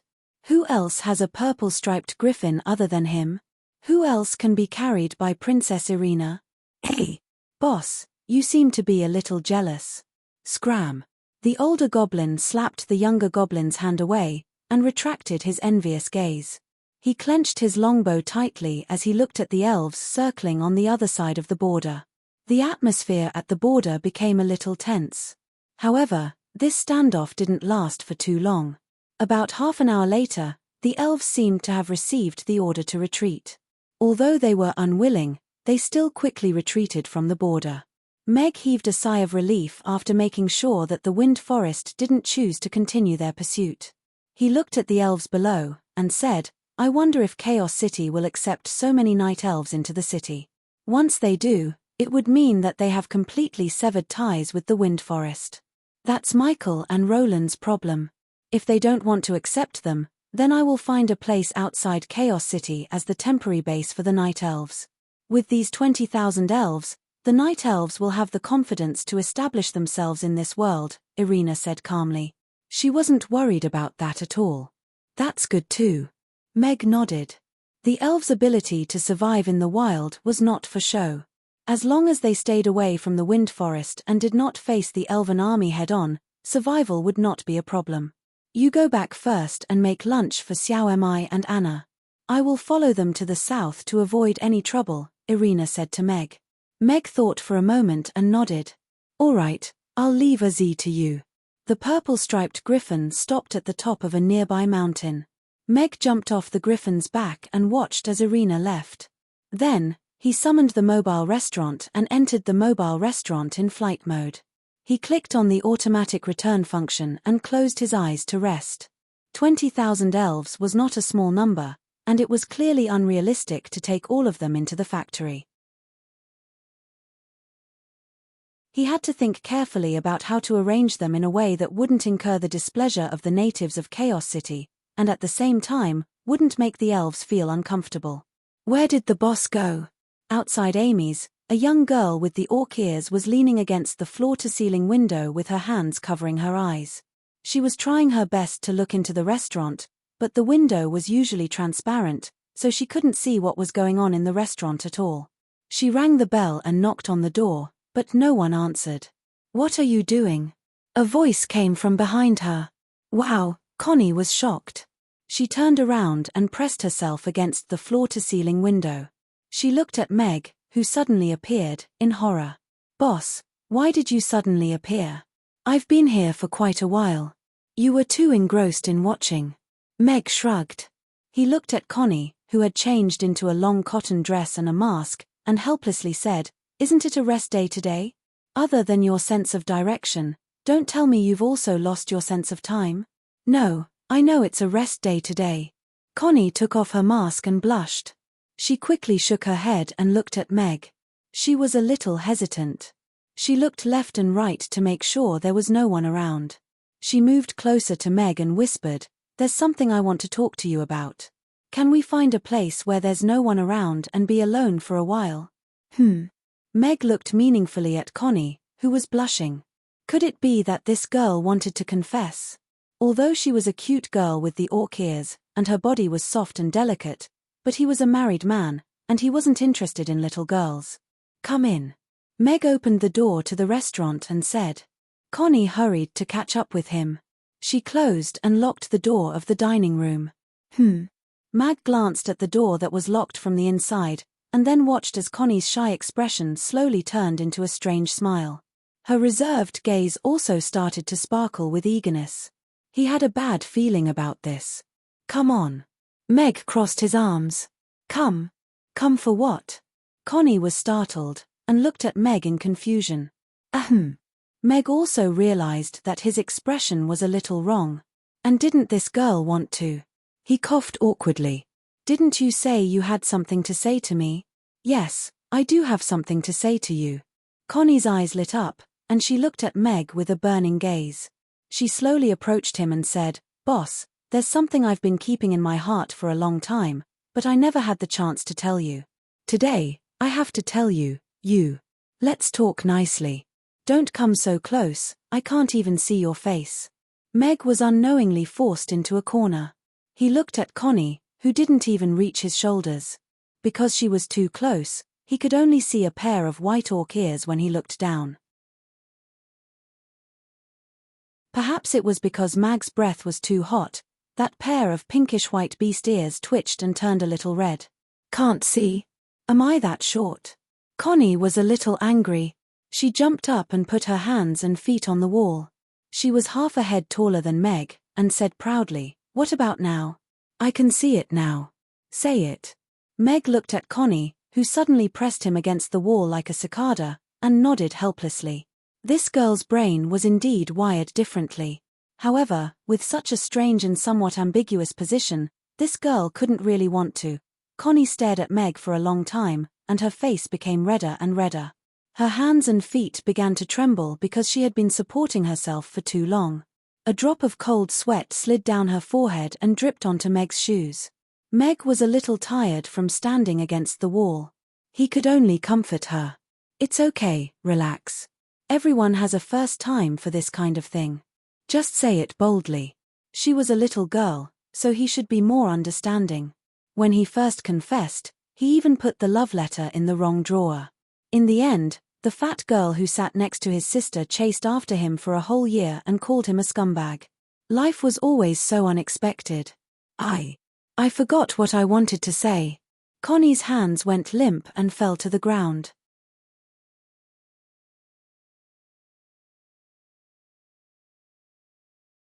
Chapter 1434. Meg hurriedly reached out to catch her. He looked helplessly at Connie, who was hugging his arm, and said, "That's enough. Don't hang on me like a monkey. You won't die even if you fall. Even if I don't die, it will still hurt." Connie got down from Meg and said righteously, Okay. You're right." Meg didn't want to argue with this girl.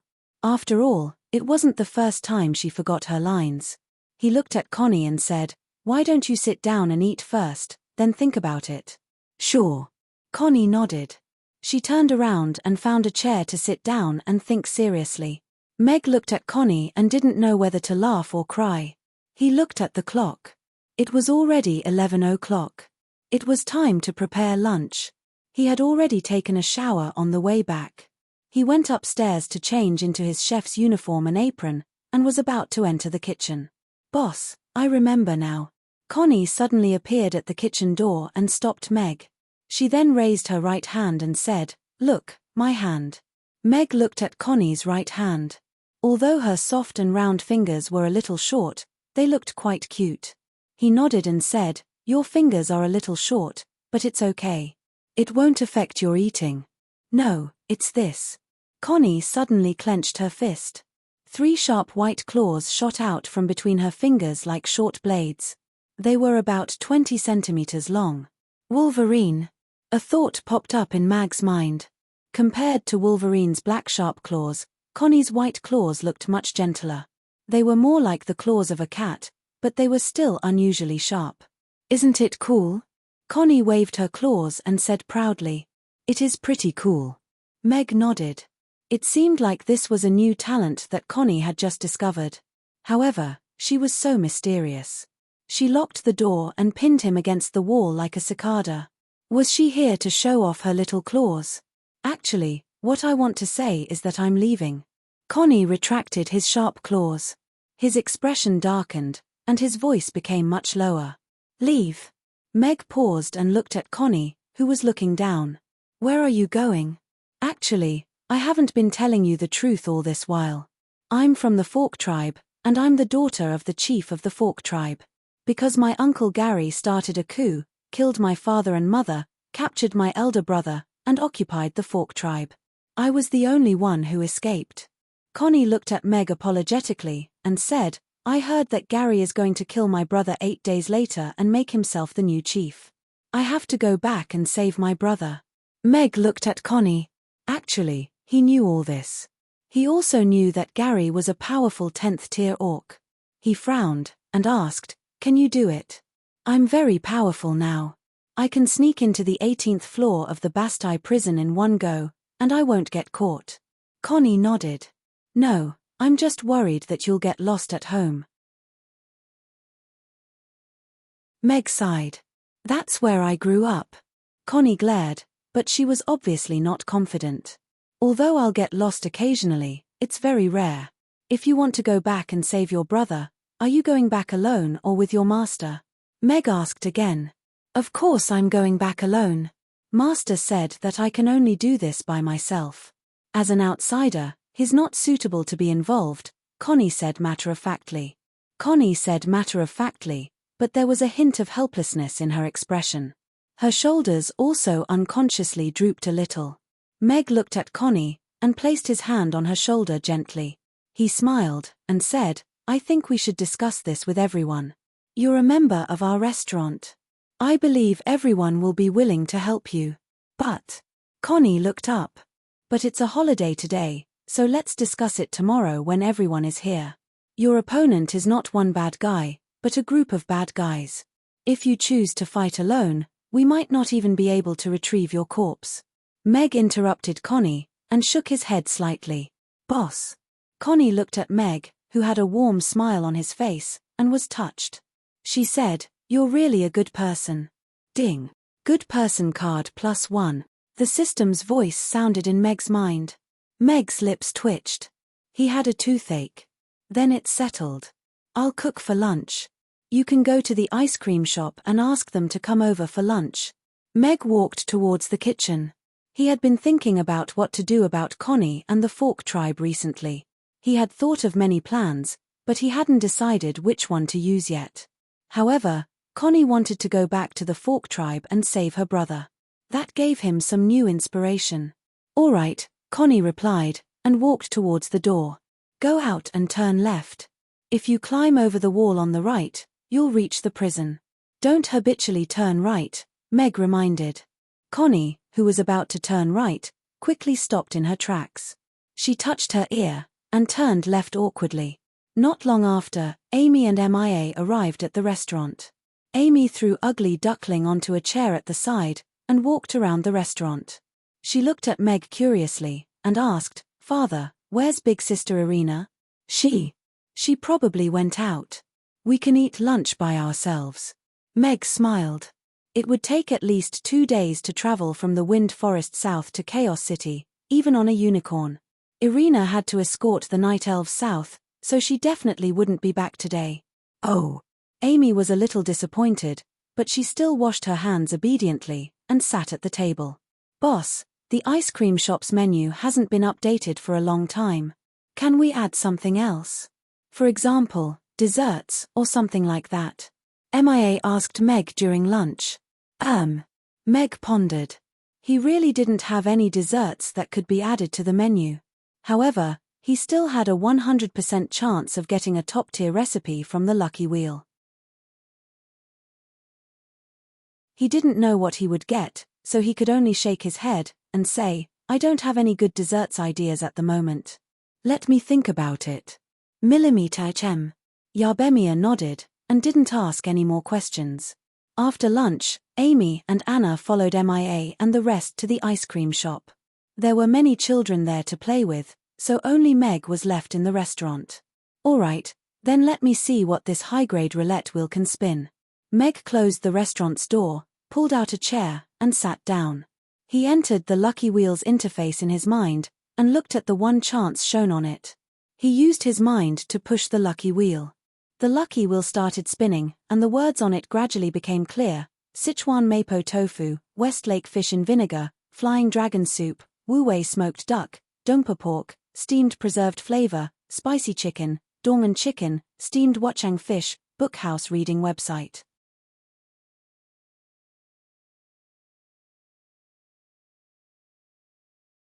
Chapter 1435. Ding. Congratulations, host. You have drawn a classic Sichuan dish, husband and wife lung slice. The spinning wheel slowly stopped as the system's voice sounded. Wait, system, didn't you say it's a high-level recipe? Is husband and wife lung slice considered a high-level dish? Meg raised his eyebrows. Although he had no ill intentions towards husband and wife lung slice, he felt that it was still inferior to Buddha jumps over the wall soup. Host, husband and wife lung slice is a classic Sichuan dish that is second only to wife biscuit in terms of cruelty. It has an extremely high and special status in Sichuan cuisine. The authentic husband and wife lung slice is not inferior to any other delicacies. Are you using real husband and wife? Meg asked. System, husband and wife lung slice. Meg opened his eyes and muttered softly. He was not disappointed as the restaurant did not have any braised dishes yet. It was good to let the foodies in this world see the depth of Chinese cuisine. However, whether or not the name of the dish would cause some bad associations was not something he could control. Meg looked up at his watch. It was still early, so he prepared to go upstairs to read. The mystery of the great old one that shrouded this world had not been solved yet. He needed to find more inspiration from the Chulhu mythos. Ding. At this moment, the bell rang outside the door. There's a guest who doesn't know that today is a rest day? Meg raised his eyebrows slightly, but out of courtesy, he still got up and walked to the door. He looked out from the door and opened the door in surprise. He saw Gloria standing in front of the door and said, Miss Gloria, why are you here? Gloria presented a golden invitation letter to Meg with both hands and smiled. Mr. Meg, I'm here to give you the invitation letter.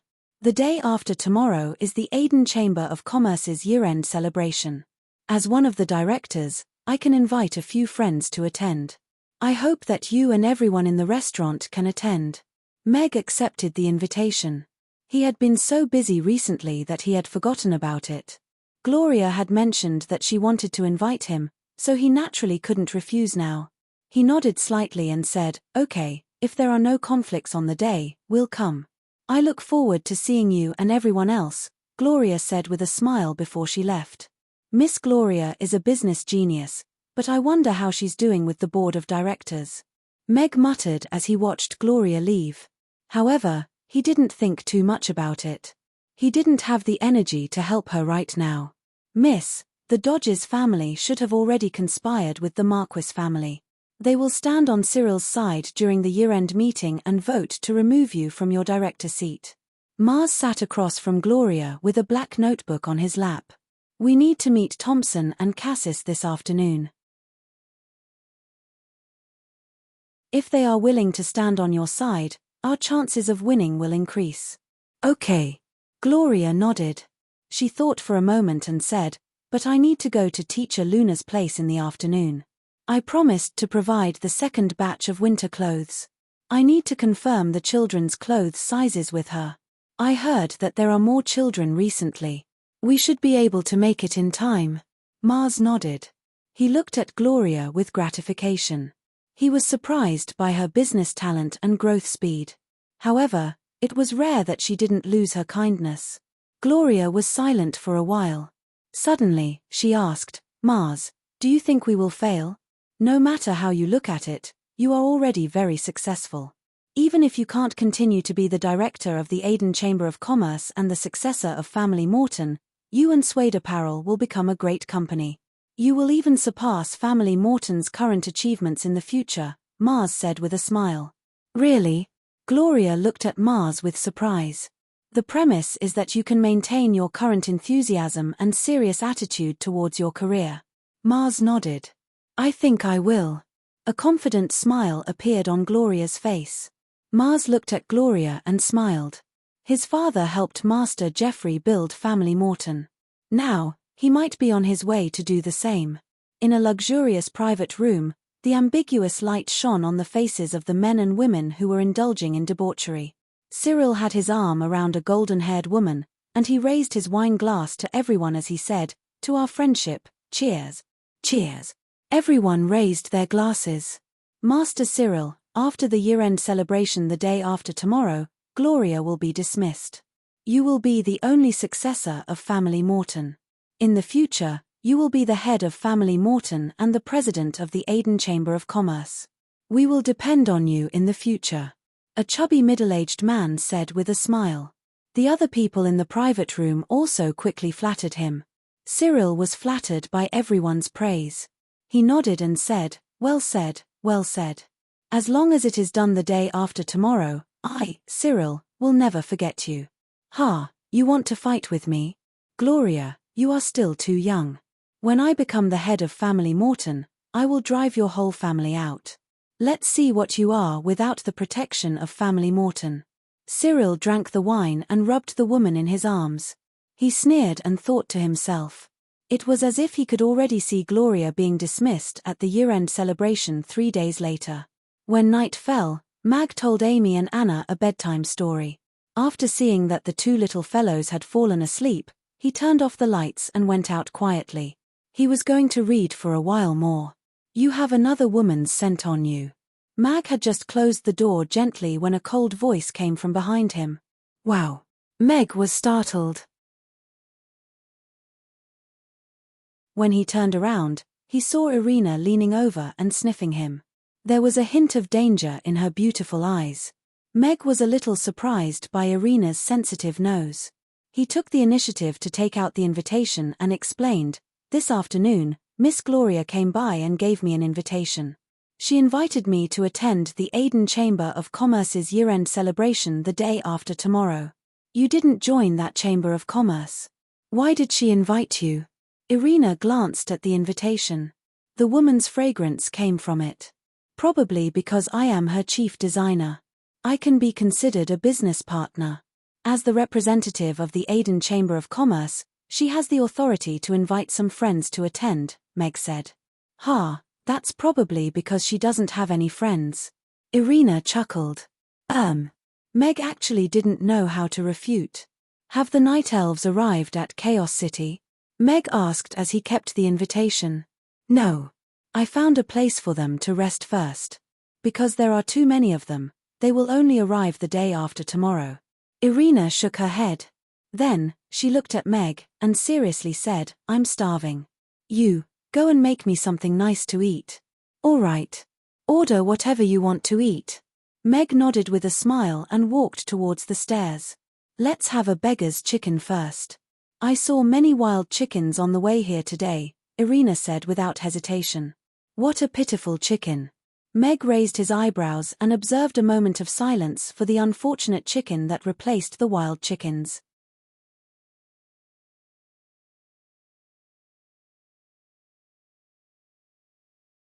Chapter 1436. A beggar's chicken, a spicy grilled fish, and a 6-inch durian pizza. Mag sat across from Irina, and looked at her elegantly munching on a chicken drumstick with a smile as he said, I want to buy the piece of land near the current factory, and then unify it into a factory to form a large-scale industrial zone that can accommodate 20,000 elves. On top of that, I'll open a few other factories. What do you think? Irina thought for a while and said, if we can let them settle down and earn an income through labor and work with dignity, this is not a bad idea. Then I'll go take a look at the land tomorrow. Meg nodded. The abilities of these elven slaves were generally not high, and they were not good at fighting. It was obviously unrealistic to let them wear armor and fight with the wind forest. On the battlefield, they were not even considered cannon fodder. No need. I'll go directly to the city lord's mansion. I'm very rich now. Irina waved the space bracelet in her hand. I was bored on the road yesterday, so I went back and looted 2 of their vaults. They are too full, so I have to make some space. Looting? Meg looked at Irina. He could not help but admire his wife's courage. He just did not know which lord was so miserable. Not only did all his slaves run away, but even his vaults were looted. That's good. I'll gradually finalize the specific project over the next few days. Let's let them have a place to settle down and stay first. Meg thought it was right. If he was too deeply involved, it would inevitably arouse suspicion. Moreover, the most important thing in this matter was whether the city lord's mansion would agree. After all, there were many elves this time. After dinner, Irina went upstairs to wash up. After a tiring day, she quickly fell asleep. Meg read for a while in the study, then returned to his room and lay on the bed. He planned to learn the husband and wife lung slice tonight. He opened the shiny experience bag, and the experience of making the husband and wife lung slice rushed into his mind. He quickly absorbed and digested it. About 10 minutes later, Meg pushed open the door of the test field for the god of cookery. Father. On the high tower, Sean, who was dressed in military attire, bowed slightly to Andre, who was standing by the window, respectfully. You just returned from the northwest border. Have you heard about the elves? Andre asked as he turned to look at Sean. His gaze lingered on his dusty armor for a while. Sean nodded. I heard about it on my way to the palace.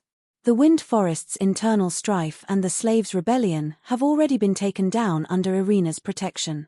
What do you think? After this battle, the elves' vitality, the elves' heartses, and the elves' loyalty, Sean said.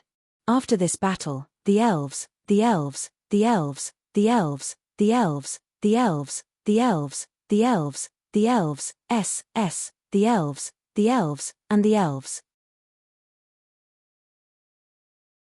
Sean said to Andre in a low voice. I think the elves are no longer qualified to be the Roth Empire's ally. Perhaps we can send our cavalry into the Wind Forest during their internal strife to suppress and subdue the elves. Oh! Andre's eyes revealed a hint of surprise.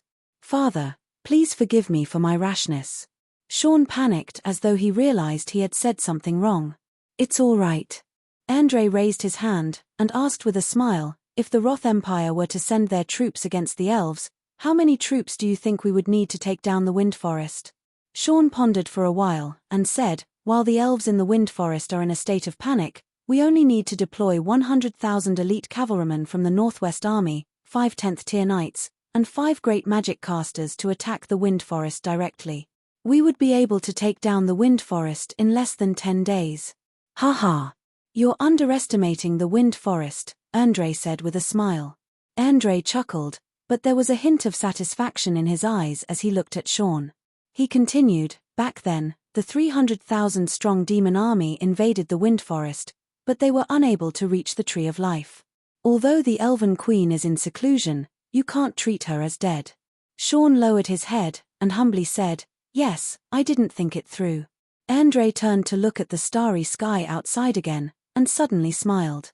It's not impossible to double the number of troops. Sean looked up suddenly, and a glint flashed across his eyes. However, why should we attack them? They're just a bunch of fellows who have learned a little about us. Let them entertain themselves, and use them as cannon fodder when we need them. Isn't that good?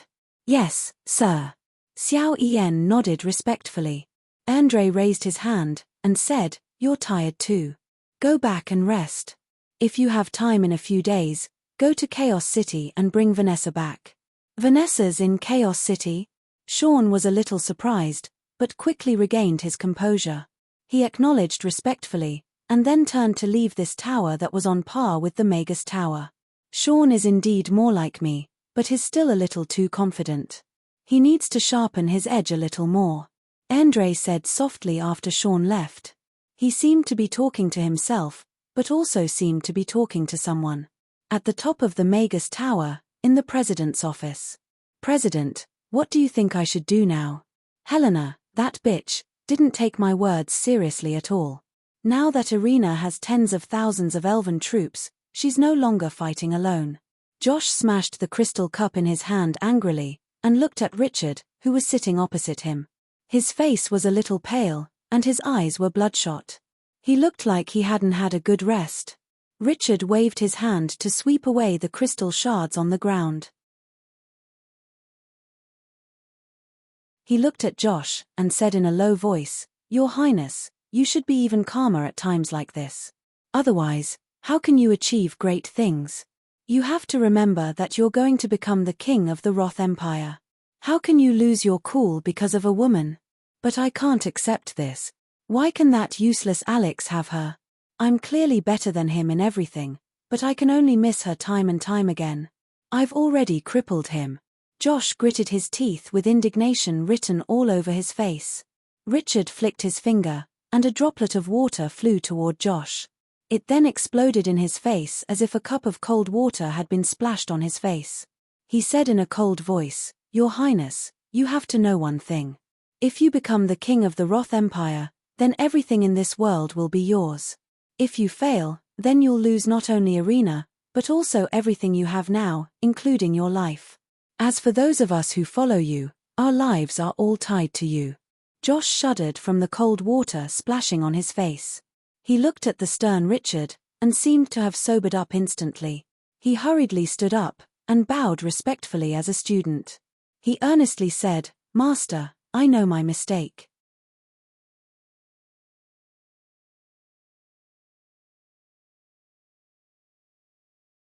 Chapter 1437. The Orcs, the Fork Tribe. Chief, according to the news from the various capture teams, we still haven't found any traces of Princess Connie. An orc quickly walked into a cave, and respectfully reported to the tall and skinny orc sitting on the high seat. Useless. Gary grabbed the plate next to him and smashed it at that orc. He angrily said, A bunch of useless fellows. You can't even catch a little lass. What use do I have for you? That orc's head was smashed by the stone plate until it was bleeding, but he didn't dare to dodge or take a step back. He knelt on the ground and didn't dare to move. So be it if we didn't catch her. She's just a useless lass. What can she do? Gary quickly calmed down, and revealed a smug smile. I will be the real chief of the Fork Tribe in a few days' time. After killing my adorable nephew, I will be the only successor. Meg woke up early in the morning, and reached out to turn off the ringing alarm clock at the side. He quickly got up and washed up before changing into a clean chef suit. He stood in front of the mirror and tidied his hair. After making sure that everything looked neat and tidy, he went downstairs to prepare breakfast for everyone. Everyone came to the dining room one after another. During breakfast, Meg looked at everyone, and said, Before we eat, I have something to discuss with everyone. I would like to know if anyone has any suggestions. Is Father going to make something new again? Amy asked curiously. Everyone also looked at Meg curiously. He seemed to be releasing new products quite frequently recently. No, it's about Connie. Meg shook his head with a smile, and raised his hand to gesture to Connie, who was sitting at the side. Connie stood up and waved at everyone stiffly before sitting down again. Meg didn't understand why she was doing that awkwardly, but he still continued, Connie came to look for me yesterday. She said she was leaving. Leaving? Where to? Are you going home? Barbara looked at Connie nervously. Their relationship had been pretty good recently. Yes, Connie. Where are you going? MIA and the rest also looked at Connie with concern. Connie opened her mouth. She looked at everyone, but didn't know where to start. Meg raised his hand to signal for everyone to be quiet for now, and then said, "Let me say it. It's like this." He briefly told everyone what had happened to Connie, and how she wanted to return to the Fork tribe to save her elder brother, as well as how she killed her father's murderer. After hearing Mag's words, the restaurant fell silent instantly. Everyone was looking at Connie with pity, but they didn't know how to console her at that moment. "I thought it was something big. Now that we have a target, a plan, and a time, we can just fight back." Irina scooped up a spoonful of tofu pudding and took a sip before looking at Connie. "Can't beat them? Let me help you." Connie looked up at Irina with sparkling eyes. She had the urge to kowtow to her. Don't do that now. We have to be harmonious." Meg quickly stopped her. She almost ruined the plan. "Yes, it's just a jerk uncle. There are many of them, but there are many people in our restaurant." Barbara nodded. She put her hand on Connie's shoulder, and seriously said, "I'll help you beat him up, too." I want to go too." Gina raised her hand. "If all of you want to go, then count me in," Camilla said calmly as she picked up her kanji with pork and century egg. Mia raised her hand, and said, "Although I'm not very powerful now, I can carry everyone there." "I'm going too," Elizabeth said coldly. "Why?" Elizabeth said coldly. She had long wanted to beat up her bad uncle. She would just treat it as practice in advance. Amy raised her hand, and said seriously, "Ari the killer, ready?" "Everyone." Connie looked at everyone who had expressed their opinions. Her eyes turned red, and tears were already glistening in her eyes. Meg looked at everyone, and said, "Since everyone has expressed their opinions, Amy's will send a special operation team for Connie's brother's rescue mission. Jane, Raina, and Anna are non-combatants, so they won't be counted as combat units. As for the rest of you, we will design a plan to complete the rescue mission while protecting ourselves as much as possible." "Boss, you're also a non-combatant, right?" Mia asked Meg. Everyone looked at Meg. Although Meg had always given everyone the impression that he was wise and resourceful, in terms of combat ability, he was indeed just an ordinary person who knew how to cook. Meg murmured. It was all his fault for hiding his abilities. Now, it became a problem for him to prove that he wasn't incapable. He couldn't possibly reveal that he was Alex, right? Although he can't fight, his verbal cannon skill is comparable to 3 10th tier great magic casters, Irina said with a chuckle. Everyone thought for a while, and actually nodded. In terms of reasoning, no one could win against the boss. Meg. What could he do? He was also in despair. His qualification to participate in the battle was actually obtained through his verbal cannon skill. As the second largest orc tribe, although the Fork tribe's strength has decreased after the coup, they still have 3 10th tier powerhouses. We only have a few days left to prepare, and we need to come up with a complete plan. Do not tell anyone about this. Everyone, remember, Meg said seriously to everyone. After the morning service, Meg rode his bicycle to the City Lord's castle. After the guard announced his arrival, he was quickly invited into the City Lord's castle, and brought to Michael's office. Princess Irina just left. I didn't expect you to come, Mr. Mac. Michael stood up from behind the desk, and chuckled at Meg. Meg's lips twitched. This sly old fox was implying something, but he still calmly said, "Is that so?" "I didn't hear the princess say she was coming to the City Lord's castle during breakfast this morning." Michael gestured for Meg to take a seat, and smilingly said, "Mr. Mac, you might not know this, but Princess Irina did something big yesterday. She came to buy a huge piece of land from me this morning, and is going to move 20,000 elves to Chaos City to stay there. This is a good thing for Chaos City. After all, other cities don't even have the chance to bring in talented elves. It's rather rare to see someone come to us on her own accord, and even buy her own land to build her own house," Meg also said with a smile.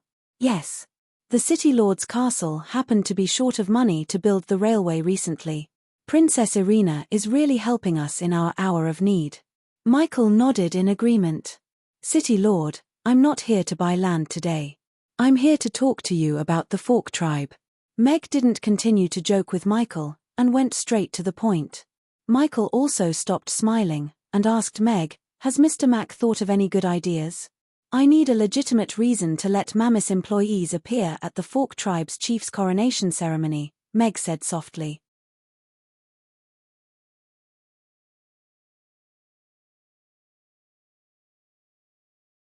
Chapter 1438. After coming out of the City Lord's manor, Meg went to the factory in the north of the city without stopping. All the machines had been assembled according to his requirements. Steam spinning machines stood in the spacious workshop. Although they looked simple and shabby compared to modern machines, they were the second combination of steel and steam engines in this world. They had epoch-making significance. Meg was sure that these machines could complete the task of spinning. Moreover, their efficiency was more than 100 times that of ordinary female textile workers. However, because they didn't know how to use these machines, the night elves could only leave them idle. Currently, they were practicing archery and magic under the lead of Guard Captain Ashley. Meg found Ashley. This guard captain was rather sturdy compared to the slender figure of ordinary elves. She was one of Arena's most trusted elves.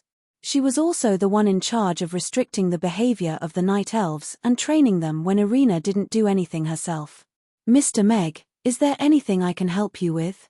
Ashley looked at Meg and asked.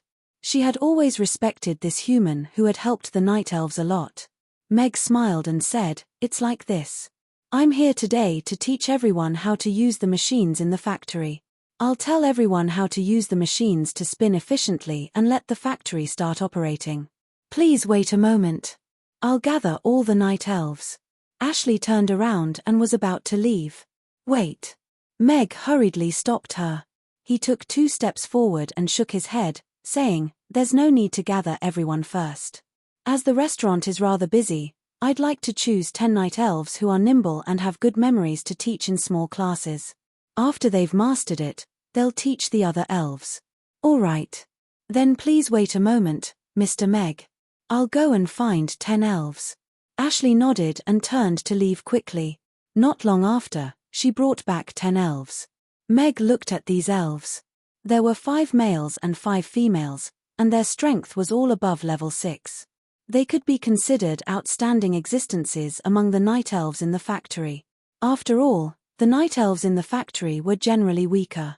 "Mr. Meg, do you think they're qualified?" Ashley asked. "Of course. Everyone, please follow me." Meg nodded quickly. What a joke. It was just spinning. If even a group of 6th level and 7th level elves couldn't do it, then wouldn't the requirements for the textile workers be too high? Meg led everyone into the production workshop. They first went to the boiler room and briefly introduced the steam boiler and the operating principle of the steam engine driven by it. "Excuse me, but will we be able to move those steel monsters outside if we light a fire here?" a female elf asked curiously. Just now, they had seen how huge those machines were. "Yes, this is the wonder of the steam engine." Meg nodded with a smile, but he didn't explain too many scientific principles to the group of magic casters. After making sure that the 3 male elves were in charge of burning the boiler, he taught them how to operate the boiler and gave each of them a manual to use the boiler. After that, he brought the rest of the elves to the production workshop. Meg was like a teacher, explaining to the elves how to use the textile machine to turn cotton into a complete piece of cotton cloth. Feeling the surprised and admiring gazes, Meg didn't show it on his face, but he was a little proud in his heart. Although he was standing on the shoulders of giants, it also showed that he hadn't taught his teacher everything that he had learned when he was a beginner. That's about the operation and explanation. I believe that everyone has already memorized it. However, if you want to become a qualified textile worker, you still need to continue to hone yourself on the assembly line. Mag looked at the elves with a smile, and said, "Then, let's begin our first official operation." Although the elves were surprised that Meg let them start the operation so quickly, they quickly returned to their positions according to the previous arrangement. "Sorry to trouble you, but let the boiler room start burning the boiler." Meg looked at an elf who was in charge of the overall planning. That elf quickly left. Soon, black smoke rose from the chimney of the boiler room. Steam flowed into the workshop through the pipes and into the cylinder of the textile machine. Accompanied by the clicking sound of the gears, the steam spinning machine began to move. The cotton that was thrown into the spinning machine was swallowed by the machine. The dense and complicated machine moved back and forth, and thin cotton yarn began to appear. It automatically wound itself around the coil, and soon, a full coil was wrapped around it. The elves present stared at this scene with their eyes wide open. After a while, an elf finally reacted. He stepped forward and took off the coil that had already been wrapped, and wrapped the cotton yarn around another wooden frame. Oh, what an incredible thing! As long as you throw the cotton wool into that opening, the machine really spits out cotton yarn on its own. It's even more delicate and soft than the cotton yarn that ordinary women weave. An elf pulled out a cotton yarn and couldn't help but exclaim, "Yes, this kind of cotton yarn can be woven into very good cloth. It should be able to sell for a very good price, right?" The most terrifying thing is the spinning efficiency of this machine. Even the most skilled women weavers' speed is not even 1% of the speed of this machine. Moreover, we don't have to do too much work. We only need to throw in the cotton wool and change the coil after the coil is wrapped. The elves were discussing spiritedly. During this period of time, they were still wondering what the steel blocks in the factory were used for. Now that they saw these big guys moving and spinning cotton yarn that was even more delicate than the women weavers, all the elves' doubts were dispelled. Now, all that was left was their admiration for Meg. What kind of godly machine was this? With this machine, wouldn't all the women weavers lose their jobs? Meg also picked up a roll of cotton yarn and looked at it. The quality of the cotton yarn was indeed good. The thickness was uniform, and the texture was soft. It could be seen that the stability of the machine was good. Looking at the spinning machine, the rolls of cotton yarn were formed. Meg suddenly realized that the birth of these cotton yarns might have a devastating impact on the textile industry of this world. This world was still in a primitive state of low efficiency when it came to single cotton yarn. The steam spinning machine was equivalent to jumping 2 big steps forward, leaving the whole world behind. When the production efficiency increases, the cost of labor will drop drastically. This will have a disruptive impact on the industry. It seems that I have a good dagger to stab that invincible empire. Meg was deep in thought, and a smile appeared on his face. The Roth Empire was a big spinning country. 70% of the world's cotton yarn was produced in the Roth Empire. Those landlords who controlled countless women weavers relied on this to accumulate a huge amount of wealth.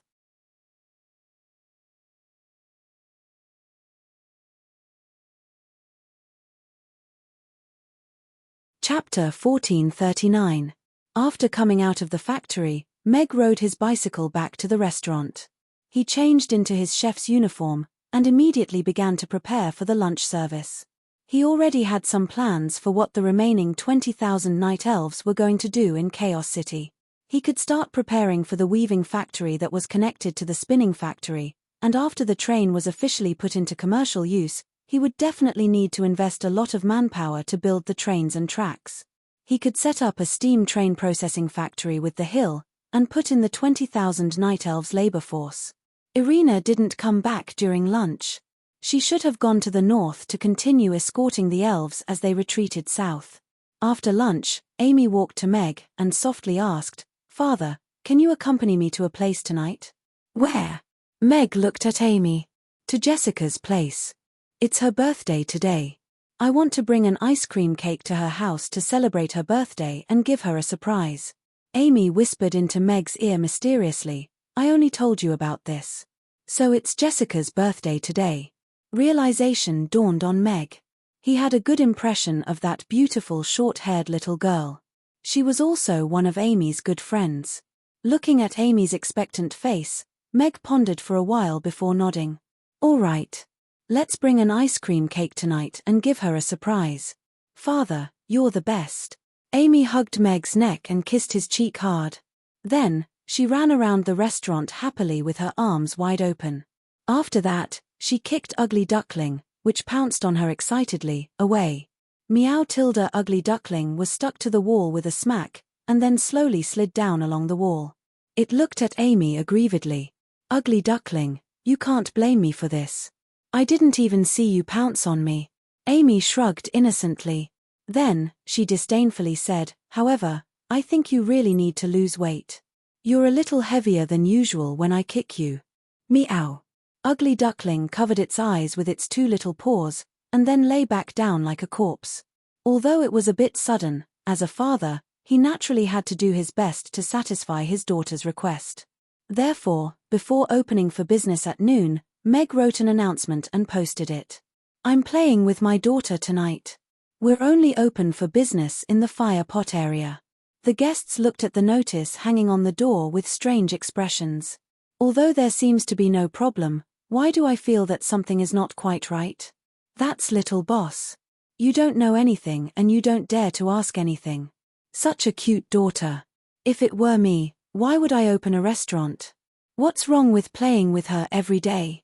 Although the customers were a little resentful, when they thought of the cute and obedient little boss, they couldn't say anything.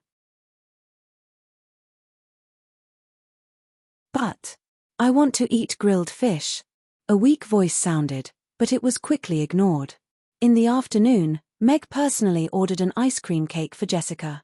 The figurines in the middle were made to look like Jessica and her mother. Both of them had smiles on their faces. I'm back. Amy pushed open the restaurant's door and put her little bag behind the counter. She immediately ran to the kitchen door and looked at Meg, who was packing the ice cream cake. She asked expectantly, Father, is the ice cream cake ready? Here, it's already packed. We can go with it. Meg raised his hand to show the ice cream cake box in his hand. The pink box was tied with a big bow, and it was very cute. I just saw it. It's a very cute ice cream cake, Mia chimed in with a smile. Why don't you hold the birthday party in the restaurant? That way, we can also eat the beautiful and delicious ice cream cake. Connie looked at the cake in Meg's hand with pity. I'll make a cake for everyone tomorrow, Meg said with a smile. He carried the cake and left with Amy. There was already a long line in front of the restaurant. Everyone looked at Meg, who came out with the cake, with a slightly resentful expression. Especially the girls who couldn't eat the tofu pudding, they looked aggrieved. Everyone, eat well. I'm going out to play with Father. Amy followed them out of the door and grabbed one of Meg's fingers. She raised her right hand and waved it at everyone with a smile. So cute. Everyone looked at Amy, who was wearing a little magician's robe and had two small ponytails on her head. When she smiled, two shallow dimples appeared on her face. Their eyes lit up, and the resentment they had for Meg instantly disappeared. That's right, such a cute little baby. What's wrong with taking some time out to play with her? Isn't this the right thing to do? As such, Mag was able to flag down a horse-drawn carriage very smoothly, and the two of them left together. I can see that Mr. Mac has already started to use Little Boss to act cute in order to avoid our blame. Harrison sighed. What else could they do? They could only eat hot pot tonight. The horse-drawn carriage stopped outside the miners' residential area. Meg paid the coachman, carried the cake, and got off the carriage with Amy. Did Amy prepare a gift for Jessica? Meg asked as he held Amy's hand and walked. Yes.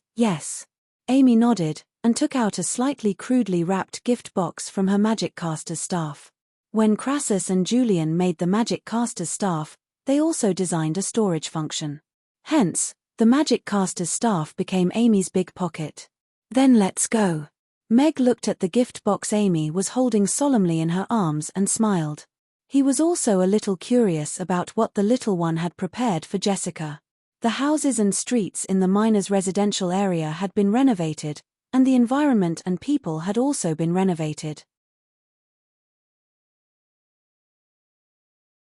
As they walked on the streets, they could finally see some smiles on the faces of the pedestrians. Meg and Amy stopped in front of a closed house. It's here, Amy said. She walked up and reached out to knock on the door lightly. After a while, a small hole opened in the door, and a bright eye flashed past the hole. Then, the door was quickly opened, and Jessica, who had a mushroom hairstyle, looked at Amy in surprise and said, Amy, why are you here? Happy birthday, Jessica. Amy walked up and hugged Jessica. She smiled and said, I remember that today is your birthday, so I brought Father here to celebrate your birthday. Happy birthday, Jessica. Meg smiled at Jessica, who was being hugged by Amy.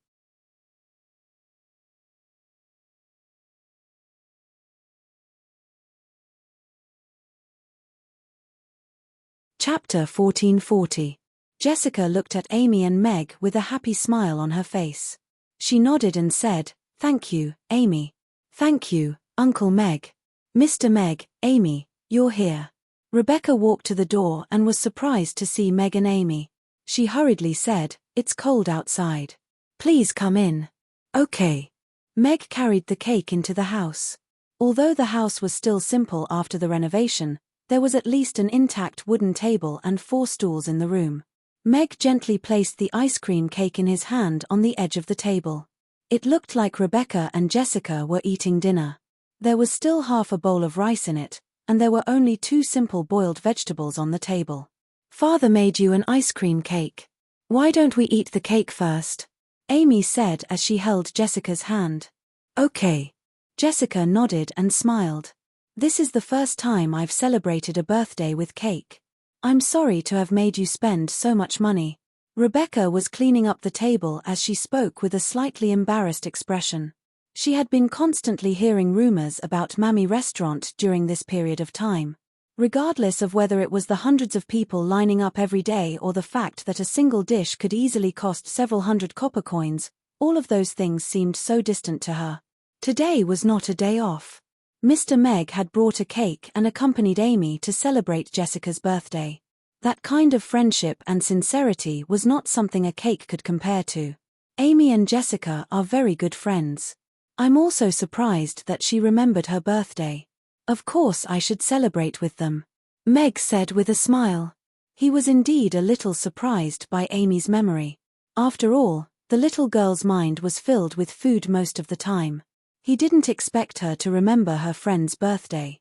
Seeing that Rebecca had already cleaned up the table, Meg placed the ice cream cake in the middle of the table and opened the outer shell to reveal the cake inside. "Wow, what a beautiful cake." Jessica looked at the exquisite cake and her eyes lit up. Especially when she saw the 2 figures on the cake. One was her, and the other was her mother. She was pleasantly surprised. She couldn't help but look at Meg and say, "Uncle Meg is amazing. These 2 figures look like me and my mother." "Yeah, it's just like the real thing." Rebecca looked at the 2 figures on the cake in amazement. "According to our tradition, make a wish on the cake, then blow out the candles, and the wish may be granted." Meg lit up a circle of small candles, and looked at Jessica with a smile. "Will it really come true?" Jessica closed her eyes devoutly when she heard this. After a while, she opened her eyes and blew out all the candles in one breath. "Jessica, what did you wish for?" Amy asked curiously. Jessica smiled and said, "My wish is, I hope that Remi and I can be best friends forever." "Silly, it won't come true if you say it out loud." Remi stroked Jessica's head with a doting smile, and said, "However, I can fulfill this wish for you. Of course, we'll be best friends forever." "Okay." A happy smile appeared on Jessica's face. "By the way, I want to give you the gift I prepared." Amy took out the gift she had prepared and handed it to Jessica. Jessica took the gift box, and under Amy's urging, she opened the box and revealed the golden conch inside. "Wow, it's so beautiful. Is this a conch you picked up from the beach?" Jessica's eyes lit up, and she happily picked up the golden conch that was as big as 2 of her hands. The brilliant golden color covered the entire conch, and it seemed to glow. Amy nodded and said, "Yes, this is the most beautiful conch I found at the beach. Put it next to your ear and you can hear the sound of the sea." "It's true. I can hear the sound of the sea." Jessica put her ear close to the mouth of the conch and looked at Amy in surprise. "I like this gift. I love the sea." "Thank you, Amy." "You're welcome. If Jessica likes it, I'm also very happy," Amy said with a smile. She also put her ear to the conch and giggled. Meg looked at this scene with a smile. The friendship between the 2 little ones had been established under very difficult conditions. If it could continue to be good, then it would indeed be very beautiful.